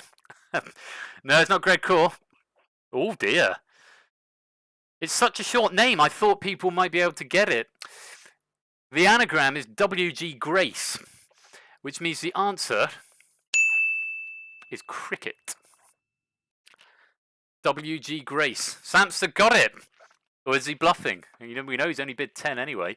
Let's have a look and see what's happening in the big finish. In reverse order. Get on with it. Leave me be. I'll fill for time. W.G. Grace is a cricketer, Aspie, a very famous cricketer. So, starting with Rubik's. Did Rubik's get an answer in? He went for golf. It's not the right answer. So, we have to reject. Finishing with 1. That's a nice score. Finishing with 1 there, Rubik's. Yeah, that's fine, Aspie. I promise you, even if you've never heard of him, I promise you he is a very famous cricketer. I promise you. You are allowed to have never heard of him. Yeah, I thought the initials might throw you. Theory of game. Also went for golf. That is the wrong answer. Losing 15, also finishing on 1. Let's come to Cetra next. Currently on 16. Didn't get an answer in. So you're going to lose 10 points, finishing on 6. Prug's next. Prug's didn't get an answer in, so he's going to lose 20 points, and Prug's has taken the bottom spot with 0. Score count next, currently on 21. Guest basketball. Hello, Ian Dominic Gaming. Welcome to the stream. Nice to have you. Oh, I said hello, but the first time I've seen you chatting. Nice to have you here. Basketball is the wrong answer. You're going to lose 21 points, drop down to 0. Connor was next. Is he going to try and beat his score from the last game? Currently on 21. He said football. That's not the right answer. He's lost 21. He goes back down to 0. So, Aspie Dog, you are next. You've got points. What did you say? Nothing at all. So, you're going to lose 16 points, finishing on 16. So, highest score of people who've actually submitted answers. Clive of Legend, you're next. You are currently on 61. You've gone for mountaineering. It's not the right answer.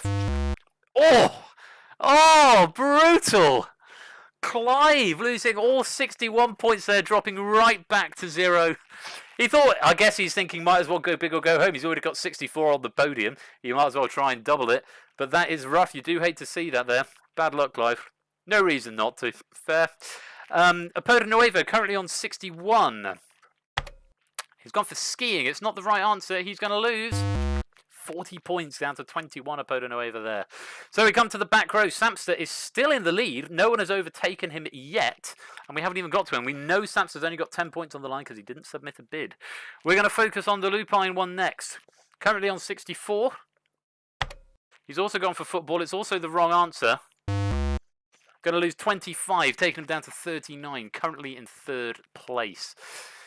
Type cricket and deleted for my current answer. Let's have a look at what 8 Minky said. Currently on 75. He's gone for rugby. It's not the right answer.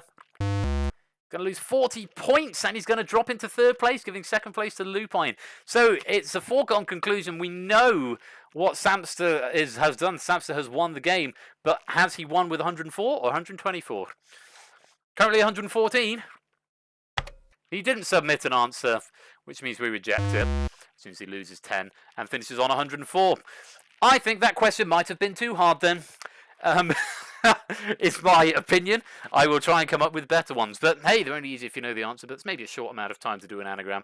No winners this time on Takeshi's Castle, apart from Samster. That is the end of the game. And the winner of the second game is Samster Samster.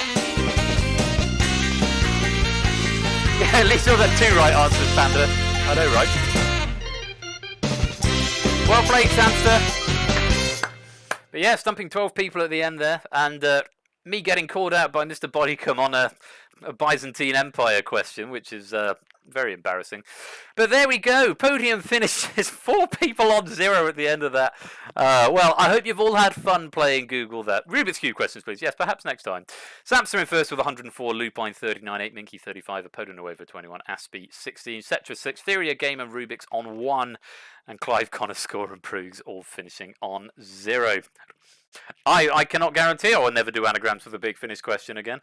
You're all very welcome. Thank you for all the nice comments. Anyway, that is it from me for Royal Flush's Game Night for another evening. I hope you've all had fun. It's been lovely talking to you all. 2 anagrams, but no initials. Yeah, fair enough. Right, yeah, that's all. That's all I've got time for. Because it is now 11 o'clock. We would raid Yoshi and Toad Boy, but they ain't on tonight. So, lots of things to look forward to in the next week. You've got Quets a little bit later on at 2 a.m. if you're a bit of a night owl or if you're in a different country with the Chase VGM. Pinnacle Larder with Tipster tomorrow. Matt the Ref is back on Monday with Who Dares Wins. I'm back Tuesday with Millionaire. Please, can I have questions for Millionaire? Come to the Discord.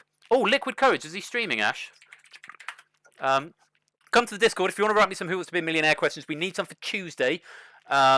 Awesome. Could you send me a link, please, mate? That'd be awesome. And we'll go and raid Liquid Courage in a second. Yeah, so Millionaire and Wheel of Fortune on Tuesday. Community vote in Ash's server. Oh, right, okay. Cool, I will do that. Ash's server, if you want to go and vote on what he plays on Wednesday. Quizzy Dan on Thursday at 8. And Ash again on Friday at 8. I'm back with Double Google That, plus Royal Flush's halftime show next week, where you'll get another magic trick, another set of adverts. Do you sit slightly on the? You said slightly on the easier side? Yeah, I'll try and make them slightly on the easier side. Millionaire questions that will improve. We've got 3 that are proof that are difficult. I think we've got some that are unproof. So I'll have a look through what we've got, and I'll ask Panda to see if he can proof a few of those. But if anyone wants to submit a few more stacks, then I'll be very grateful to you for Millionaire stacks this week. Pop your way over to the Discord server and download the app or ask in the Millionaire section. Anyway, Liquid Courage is streaming, so Liquid_Courage. We're going to go raid. We'll do the raid once I've done the end of... Not cut, let's try pace. Raid Liquid Courage. Once I've done the end of game sequence. But from me, Royal Flush... to everyone watching at home, thank you so much for watching. A big thanks to Panda for proofing my questions. Oh, a great big noise. And thank you for that subscription as well, Panda. And a Twitch Prime subscription as well. That's enormously kind of you. And happy birthday to you again.